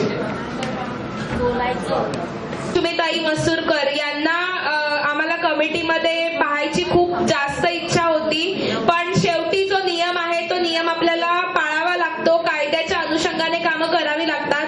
त्यामुळे 3 अपत्य असलं कारणामुळे लक्ष्मीताईंचं नाव आम्हाला मागे घ्यावं लागलं. परंतु त्यांच्या अगेन्स्ट आम्ही सचिन मसूरकर यांना पुन्हा विनंती करून सांगितलं आहे. सचिन दादा मसूरकर या स्टेजवर. त्याच्यानंतर वीर बहादूर बोरा, बिर्या काका. हो, तू तर यायलाच पाहिजे. कमिटीमध्ये आम्ही ठरवलं होतं की एक कॉमेडी माणूस पाहिजे.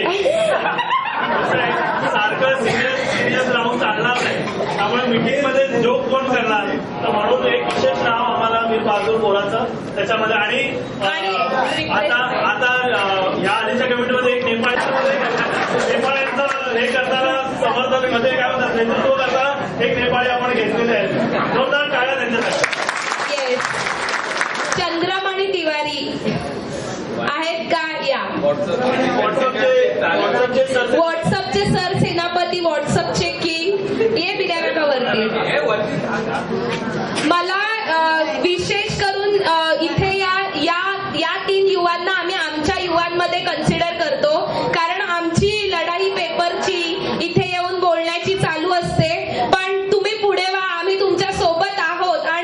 तिघं असतील, त्याच्याशिवाय आव्या दादा आहे, बरीच मंडळी आहे, संदीप मसूरकर काका आहे, राजू दादा आहे, हर्षद दादा आहे. ही पूर्ण टीम जी आहे ही आम्हाला सहकार्य करत असते आणि या पूर्ण युवांशिवाय आम्ही युवा अपूर्ण आहोत. त्यामुळे आम्हाला युवांमधून प्रतिनिधित्व करायला कोण असेल तर आम्ही या तिघांची पहिलाच निवड केलेली होती. त्यामुळे या तिघांसाठी टाळ्या. 29 सितंबर को जो मीटिंग हुई थी एजीएम, वहां पे विशेषकर सचिन जी है, सचिन मसूरकर और बिरिया दादा. सचिन मसूरकर दादा तो स्टेज पे चढ़ गए थे उनको विरोध करने के लिए, अगर आपने देखा होगा तो उन्होंने बहुत एक सरसेनापति के तौर से वहां पे एक भूमिका निभाई. और बिरिया दादा ने जो भी हम आपको पेपर दिखा रहे, सारे पेपर, जितने पेपर अंदर के जितने भी पेपर थे वो सारे पेपर यहाँ पे निकालने का काम बिरिया दादा ने किया है, तो उसके लिए जोरदार तालियां. हाँ उसका कपड़ भर गया है पेपर से. ठीक है, इनको लक्ष्मी चाळीतून म्हणजे आम्ही हे चाळीनुसार ठेवलं. तुम्ही बघितलं असेल, पहिला राजू नगरवाले आले, त्यानंतर भीमनगरवाले आले, त्याच्यानंतर आता लक्ष्मी चाळीतले आले. सो लक्ष्मी चाळीतल्या इथे कोणी असतील तर मला असं वाटतं लक्ष्मी चाळ असेल किंवा इतर सर्वांना ही टीम तरुण जी आमची टीम आहे ती मान्य आहे का? जर मान्य असेल तर हात वर करा. काही नावं राहून गेली. प्रकाश दादा पण आमच्या सोबत होता, संजय दादा. ही पूर्ण जी टीम आहे ना, या टीमच्या जोरावर युवांचं काम चालू आहे. कारण पेपर काढून देणं, मॅन पॉवर आपली एकत्र करणं, लोकांना मीटिंगसाठी फोन करणं. आज पण हा जो काही 200-300 आपला पब्लिक दिसतोय इथे, हे खूप सोपं काम नाहीये. तुम्हाला माहिती आहे, एक छोटी मीटिंग लावायला खूप मेहनत लागते. त्यामुळे जे फोन करणं असेल, लोकांना मेसेज देणं असतील, ती पूर्ण काम ही पूर्ण टीम सांभाळत असते. सो त्यामुळे यांच्यासाठी एकदा टाळ्या होऊन जाऊ दे. थँक्यू सो मच दादा. एक विशेष म्हणून आणि त्याने आठवण करण्याच्या आधीच हे लक्षात होतं, गोविंद नाईक लक्ष्मी चाळीतून. गोविंद दादा म्हणजे हे आमचं युवांचं भक्कम पाठबळ पूर्ण कंप्लीट. आतापर्यंत जे काही पैसे लागले तर पैसेही काढतो तो खिशातून. म्हणजे तो कधीच मागे पुढे आतापर्यंत आम्ही त्याला बघितलं नाही की त्याने पैसे, बाबा तुम्हाला हे पाहिजे का, पैसे हवेत का, मला द्या.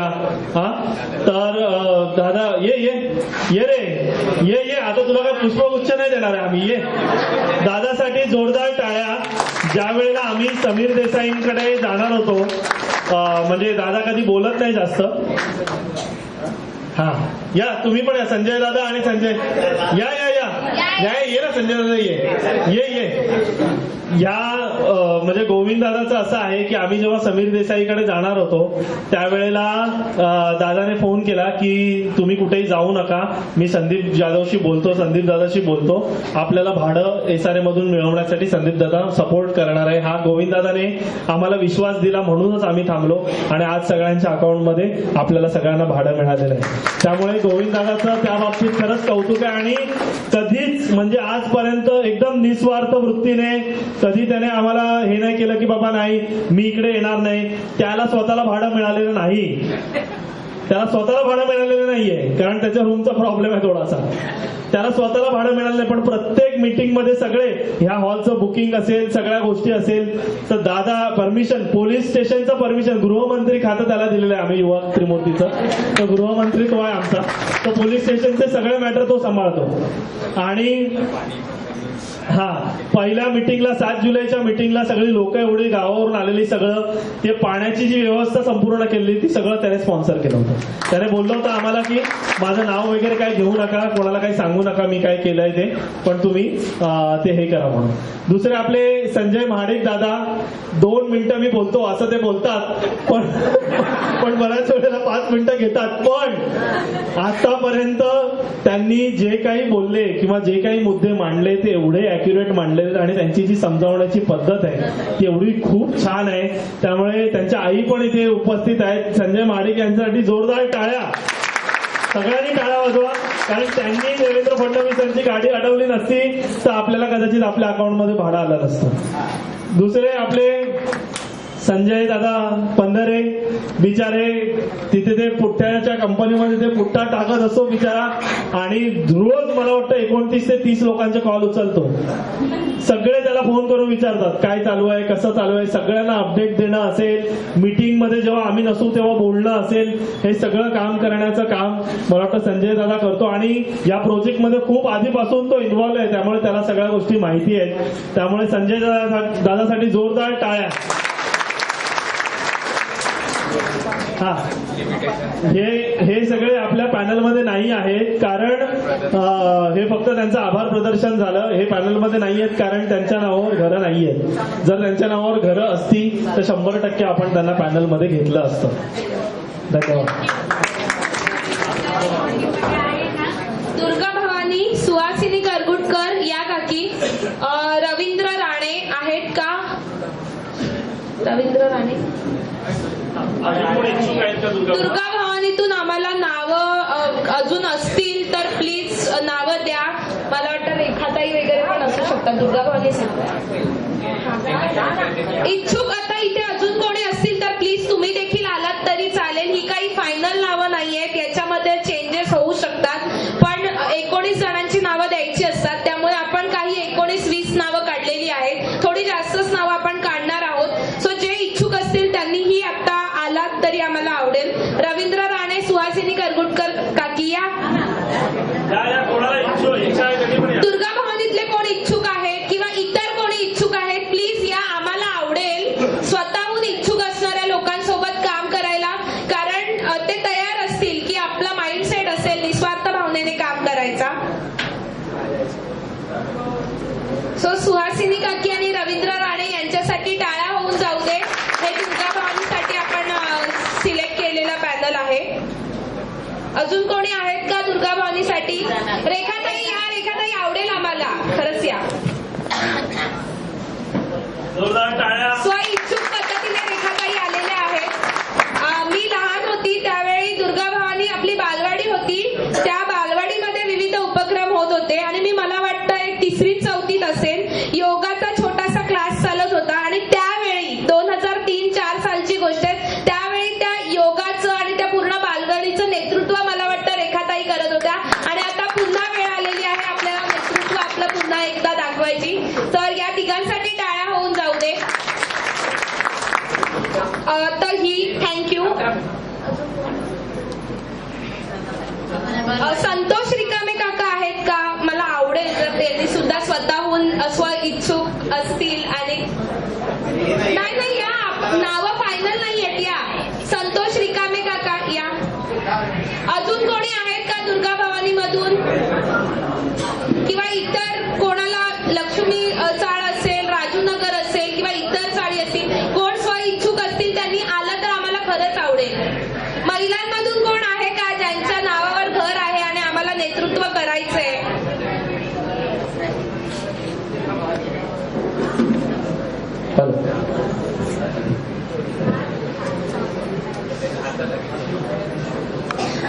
एकदा आपण एक 3-4 दिवस वाट बघणार आहोत.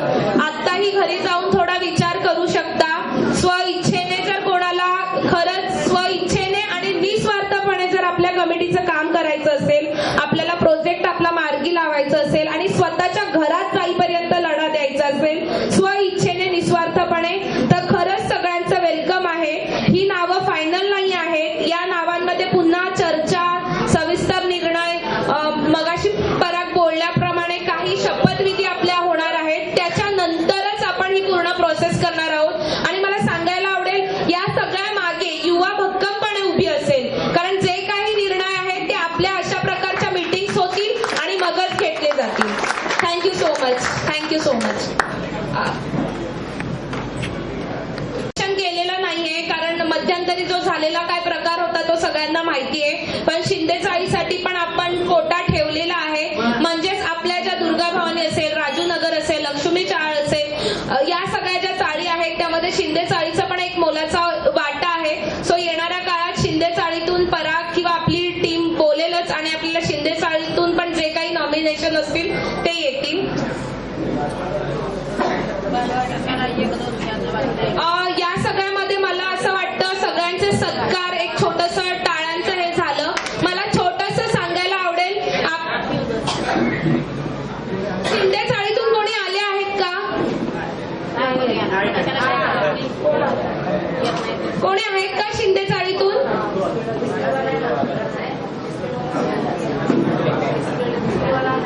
ठीक आहे, आपणही बोला शिंदे चाळीमधल्या लोकांबरोबर. जर कोणाला स्वइच्छेने कमिटीमध्ये यायची इच्छा असेल तर आपण त्यांना वेलकम करणार आहोत. आता एक दोन नावं आणि एक दोन नावांचा सत्कार इथे खूप महत्वाचा वाटतो. कारण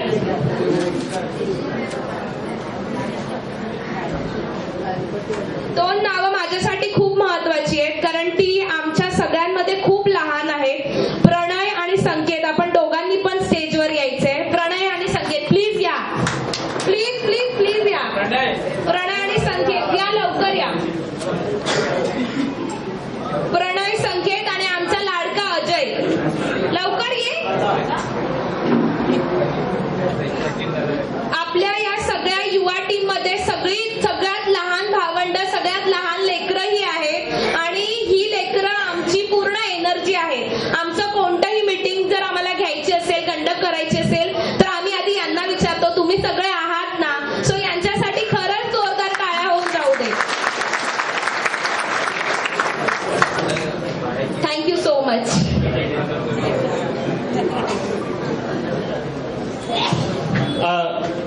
आता मैं अभी ये जो कमेटी हमारी नियुक्त होगी, हाँ ते सांगा ना तुम्ही घेतल्यासाठी तर काय मॅडम सांगितलं नाही ते. तो ये जो कमेटी हम चुनाव करके देंगे या हम नियुक्त करके देंगे तो उनके साथ एक एग्रीमेंट हम बनाएंगे, ठीक है, उनके साथ. क्योंकि कैसे होता है कि जब पद नहीं होता या सदस्य नहीं बनते तब तक सब नॉर्मल हो जाते हैं. जिस टाइम पे पद आ जाता है या फिर सदस्य बन जाते हैं तब उनको लगता है कि अभी हम हवा में चले गए क्योंकि अभी हमारे पास पद आ गया. तो किसी के भी मन में ये भावना नहीं आए, इसके लिए ये प्रतिज्ञा पत्र जो भी कमेटी मेंबर चुन के आएगा उसको साइन करना अनिवार्य रहेगा. और ये प्रतिज्ञा वो सारे सभासदों के सामने, सभासदों की साइन रहेगी और उनका वैयक्तिक यहाँ पे साइन होगी. तो ये प्रतिज्ञा पत्र मैं पढ़ के बता रहा हूँ. हमारी जो भी युवा त्रिमूर्ति की जो भी कमेटी के सदस्य चुनकर आएंगे उनको ये साइन करना अनिवार्य होगा. अगर वो नहीं करना चाहते तो अभी ही नाम अपना कमेटी से निकाल सकते हैं, ठीक है. अब इसमें क्या लिखा है मैं आपको सबको पढ़ के बता रहा हूँ. प्रतिज्ञा पत्र. मी, समझो मेरा नाम ले लेता हूँ. मी पराग परब सध्या त्रिमूर्ती SRA सहकारी गृहनिर्माण संस्था मर्यादित या संस्थेच्या समिती सदस्य या पदावर नियुक्त झालो आहे. या पदाचा स्वीकार करताना मी पुढील गोष्टींची शपथपूर्वक कबुली देतो.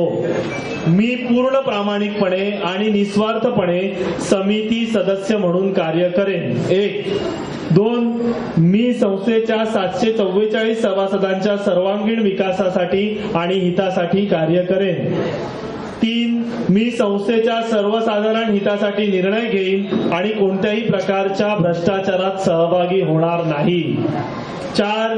मी कोणत्याही आर्थिक गैरव्यवहारामध्ये किंवा बेकायदेशीर कामामध्ये सहभाग घेणार नाही. 5. मी कोणत्याही प्रकारे खरेदी विक्री, अपात्र सभासदांना पात्र करण्यासाठी अथवा इतर कामांसाठी पैसे घेणार नाही. तसे करताना पकडल्यास मी भ्रष्टाचार निर्मूलन कायद्या अंतर्गत होणाऱ्या कार्यवाहीसाठी सज्ज राहीन आणि माझ्या पदाचा तसेच सदस्यत्वाचा तात्काळ राजीनामा सभासदांच्या हाती सुपूर्द करेन.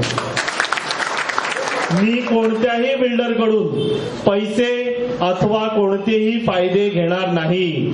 जर तसे करताना आढळून आले तर मी तात्काळ राजीनामा देईन आणि कायदेशीर कार्यवाहीला सामोरं जाईन. हे तुम्हाला लिहून द्यायचं सगळ्यांना. जितने भी लोग हैं सबको लिख के देना ही है. मी SRA कार्यालय किंवा त्यांच्या अधिकाऱ्यासोबत कोणत्याही प्रकारच्या भ्रष्टाचारात सहभागी होणार नाही आणि कोणत्याही कामासाठी अनधिकृत मार्गाचा अवलंब करणार नाही. जर बिल्डर मला जर बिल्डरने मला कोणतीही माहिती दिली तर मी ती तात्काळ सभासदांना कळवेन. तसेच जर SRA कार्यालयाकडून कोणतीही माहिती मिळाली तर ती देखील सभासदांना पारदर्शकपणे कळवण्यात येईल. मी महाराष्ट्र गृहनिर्माण व क्षेत्र विकास प्राधिकरण SRA चे सर्व नियम व मार्गदर्शक तत्वांचे पालन करेन आणि त्यानुसार कार्यवाही करेन. संस्थेच्या सर्व सभासदांच्या कल्याणासाठी पारदर्शक आणि न्याय निर्णय घेईल. मी कोणत्याही व्यक्तीला किंवा गटाला अवैधरित्या फायदा करून देणार नाही, म्हणजे कोणाला भंगार विकायला देणार नाही. इन शॉर्ट मी कोणत्याही कागदपत्रावर सही करण्याआधी युवा कमिटी अथवा सभासद यांना पूर्ण माहिती देऊनच पुढील कार्यवाही करेन.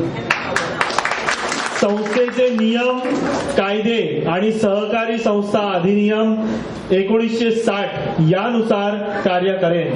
सभासदांच्या तक्रारी, सूचना आणि अडचणींचे गांभीर्याने निराकरण करण्याचा प्रामाणिक प्रयत्न करेन. कोणत्याही दबावाखाली किंवा व्यक्ती स्वार्थासाठी चुकीचे निर्णय घेणार नाही. संस्थेच्या आर्थिक व्यवहारामध्ये पूर्ण पारदर्शकता ठेवेन. मी या प्रतिज्ञेने पालन प्रामाणिकपणे करेन आणि जर मी याचे उल्लंघन केले तर सभासदांना योग्य ती कायदेशीर कार्यवाही करण्याचा अधिकार असेल. आता कमिटीवर कोणीही या, आम्हाला काही टेन्शन नाही. हे ऍफिडेव्हिट सही करा आणि नंतर आमच्यावर कोर्टात उभे राहा जर काही केलं तुम्ही तरी.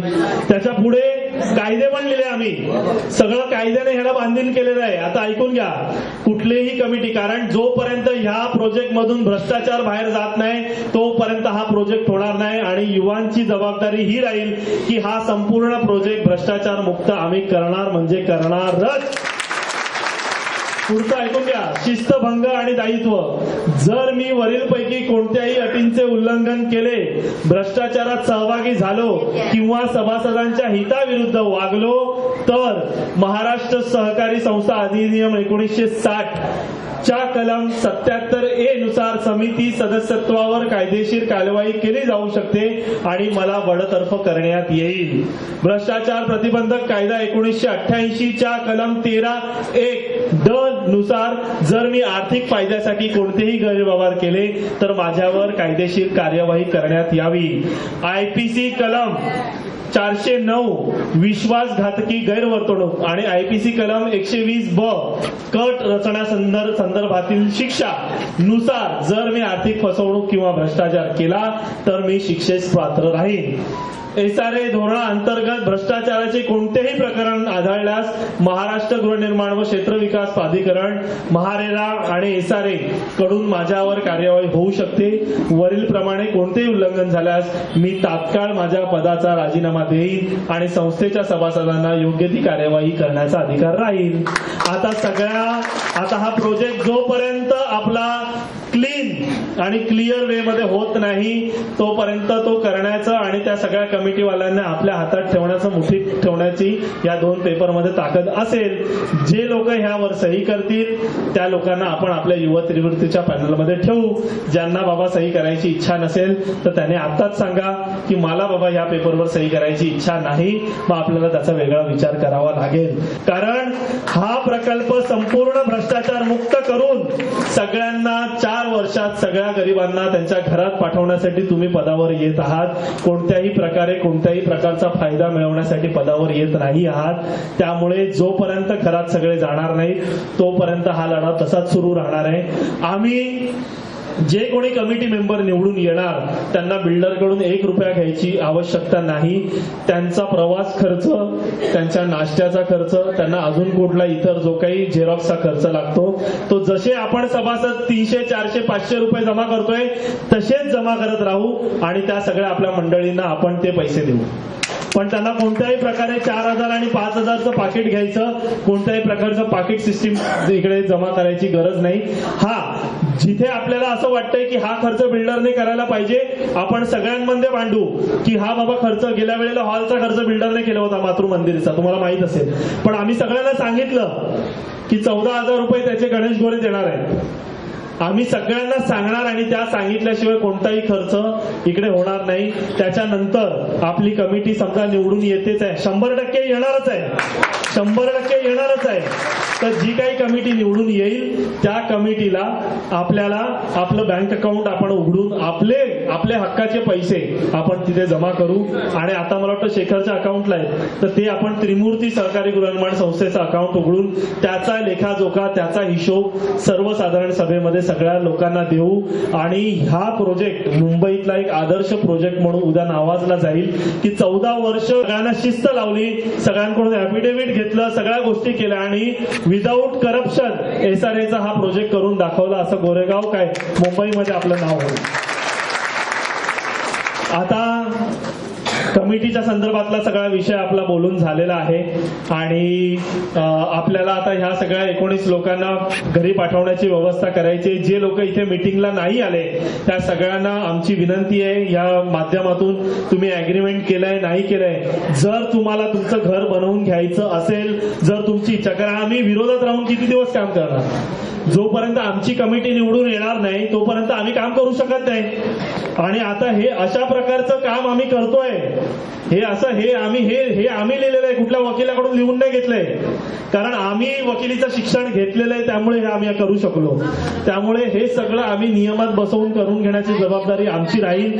तुमचा पाठिंबा, तुमचे आशीर्वाद, तुमचं जे काही पाठबळ आहे ते सगळं आमच्या पाठीशी उभं करा आणि आम्हाला सहकार्य करा.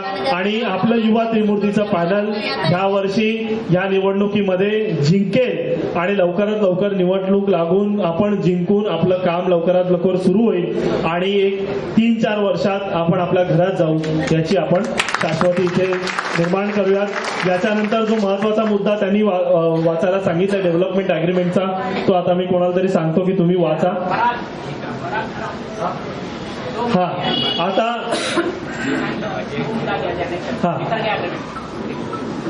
आता हे 2024 पासून आपण केलंय मेन्शन यात. चल ठीक आहे, फास्ट कर. ठीक आहे, पुढे घे. हा आता हे केलं ना आपण सगळं जे बघताय की 3 महिन्याच्या भाडा घेण्यावर ठाम असणाऱ्या कमिटी विरोधात लढा देऊन 2 वर्षांचं भाडं युवा त्रिमूर्तीने आपल्याला सगळ्यांना दिलं. अपात्र खरेदी लोकांसाठी आपण वकिलांचा मोफत सल्ला मार्गदर्शन आपण अरेंज केलं पहिल्यांदा. ह्या प्रोजेक्टमध्ये पहिल्यांदा आपण अरेंज केलं. वैयक्तिक करारनामा भाडे वाटप करणार नाही, वैयक्तिक करारनामा केल्याशिवाय या धमकीला न झुगारून कायद्याच्या हिशोबाने सगळ्या लोकांना भाडं आपण मिळवून दिलेलं आहे. परिशिष्ट क्रमांक 76 जे भीमनगरची बालवाडी विकली गेलेली आहे, आपल्याला सगळ्यांना माहिती आहे की अनेक्षर नंबर 76 भीमनगरची बालवाडी ही नामदेव ढोके नावाच्या कोणत्या तरी माणसाला विकली गेलेली आहे आणि अभय योजनेच्या अंतर्गत आपल्याला ती माहिती मिळाली आहे. जोपर्यंत बालवाडी आपल्या हातात येत नाही आपण लढाई थांबवणार नाही. त्यासाठी जरी आंदोलन करायला लागलं आपण करणार. त्याचे जे काही होत आहेत, ते जे काही पैसे आहेत ते सगळे आपल्या अकाउंटला आले पाहिजेत, कुठल्या बाहेरच्या माणसाच्या अकाउंटला गेले नाही पाहिजेत. त्यामुळे बालवाडी ही आपली प्रॉपर्टी आहे, त्यामुळे त्यासाठी आपण ऑलरेडी तक्रार दिलेली आहे. त्याच्यासाठी आपल्या महिला लढाई देत आहेत. मला वाटतं मंगळवारीच्या परत चालल्या आहेत त्या विषयासंदर्भात, बालवाडीच्या विषयासंदर्भात. त्यामुळे तोही आपण विषय हातात घेतलेला आहे. पुढे बालवाडी घेतली पण विकली कोणी त्याचं नाव नाहीये.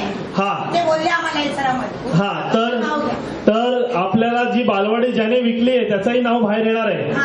हा तर त्याचं नावही बाहेर येणार आहे की ज्या व्यक्तीने ही बालवाडी विकली, मग ते कुठल्याही कमिटी मेंबर असू दे, पण देणाऱ्याचं नाव नाही. हा ज्याने ते विकलेले आहे त्याचं नाव येणार आहे लवकर बाहेर, कारण आपण त्याची तक्रार तिकडे दाखल केली आहे. त्यांना ते सांगणं अनिवार्य आहे.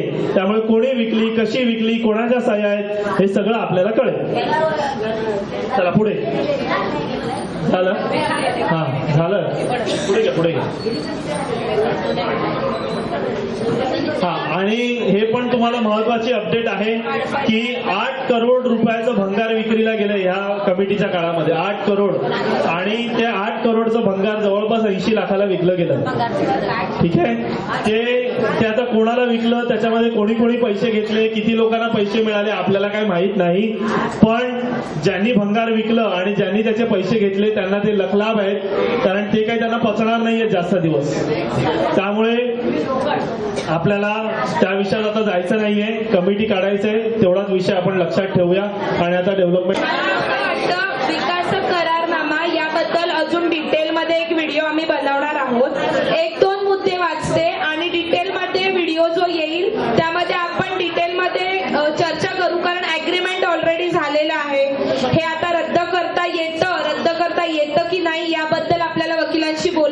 मिळेल. येणाऱ्या काळात आपण वकिलांशी बोलणार आहोत आणि याच्यावर डिसिजन होईल. तोपर्यंत 1-2 महत्वाचे जे मुद्दे आहेत ते मी कव्हर करते. जे लोक निघत आहेत ना, 2 मिनिटं, जे लोक निघत आहेत आणि ज्यांना योगदान ह्या महिन्याचं योगदान कोणाला द्यायचं असेल तर ते कृपया करून दत्ताराम भिसे यांच्याकडे ते योगदान द्यायचं आणि आपलं नाव लिहून घेऊन जायचं. हा बोला ना. आता जे वाचताय एवढ्या फास्ट याच्यामध्ये जो संपूर्ण सपोज अभ्यास करून त्याच्यावर एक व्हिडिओ काढा आणि सांगा अजून ते पूर्ण सपोज करायला 1 तास तरी जाईल.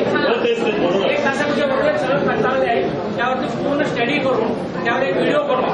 कारण चालेल. धावच्यामध्ये होणार नाही ते पूर्ण व्हिडिओ करून त्याचं एक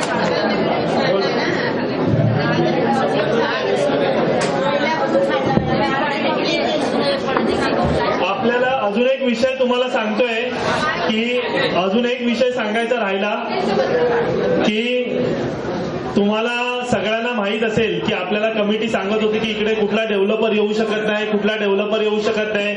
आम्ही सगळ्या मुंबईतल्या चांगल्या डेव्हलपर बरोबर बोलणं केलं आणि रोमेल डेव्हलपरने आपल्याला हे पत्र दिलेलं होतं 7 जुलैच्या मीटिंगच्या आधी. त्यामुळे मला वाटतं राक्षीपेक्षा रोमेलकडे तर जास्तच हे आहेत, पैसे आहेत, बरोबर ना. त्यामुळे रोमेलचं नाव आहे चांगलं मार्केटमध्ये, त्याने लोकांना कामं पूर्ण करून दिलेली आहेत. त्यामुळे गणेश गोरेजी जेव्हा हे व्हिडिओ बघतील तर त्यांना पण हे मी सांगणार आहे की तुम्ही आम्हाला सांगत होतात ना, चॅलेंज करत होतात ना की तुमच्याकडे कोण डेव्हलपर आहे, तुम्हाला देत असेल तर त्याच्याकडे जा आणि असं करा. तर तुम्हाला जेव्हा हा प्रोजेक्ट सोडायचा आहे तेव्हा सोडा. आमच्याकडे डेव्हलपर आहे, आम्ही डेव्हलपर आणून आमचं काम करून घेऊ. हा पाठवलंय त्या लोकांना पण. चला धन्यवाद. हो हा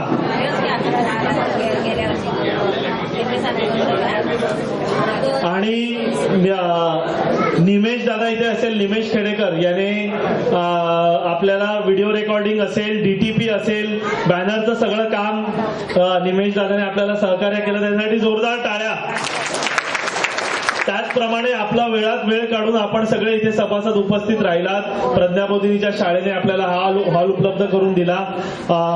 आमचे धडाडीचे कार्यकर्ता अजय चव्हाण साहेब ज्यांनी पूर्ण वेळ बसून इथे संपूर्ण हे सगळं चालवलं आणि इतके दिवस म्हणजे आम्हाला तर वेळ नसतो पण तो बिचारा कामावर येता जाता सकाळी 4:30ला तो पोरगा उठतो, दुधाची लाईन त्यांची आहे, 4:30ला उठून तो मेहनत करत असतो. मला वाटतं एक 3-4 तासच तो झोपतो, तरी आपला बिचारा सगळं पूर्ण लावून धरलं त्याने विषय आणि ते सगळे डॉक्युमेंट जमा करणं सगळं. त्यामुळे बाकी युवांचं कौतुक नको पण त्याचं विशेष करून सगळ्यांनी कौतुक त्याचं टाळ्या वाजवण्यासाठी. आणि व्हिडिओ रेकॉर्डर दादा, इकडे साऊंडचे दादा, सगळ्यांचे मनपूर्वक आभार. आणि मी अध्यक्षांच्या परवानगीने, अध्यक्ष मीटिंग बरखास्त करूया. हा तर आता आपण अध्यक्षांच्या परवानगीने आपण ही मीटिंग आता इथे समाप्त करतोय. आणि ज्याला पैसे द्यायचे असतील, ज्यांना मदत करायची असेल त्यांनी दत्ताराम भिसे यांच्याकडे संपर्क करायचा आहे, त्यांच्याकडे पैसे द्यायचे. तुमची सगळी नावं ग्रुपवर टाकण्यात येतील. धन्यवाद.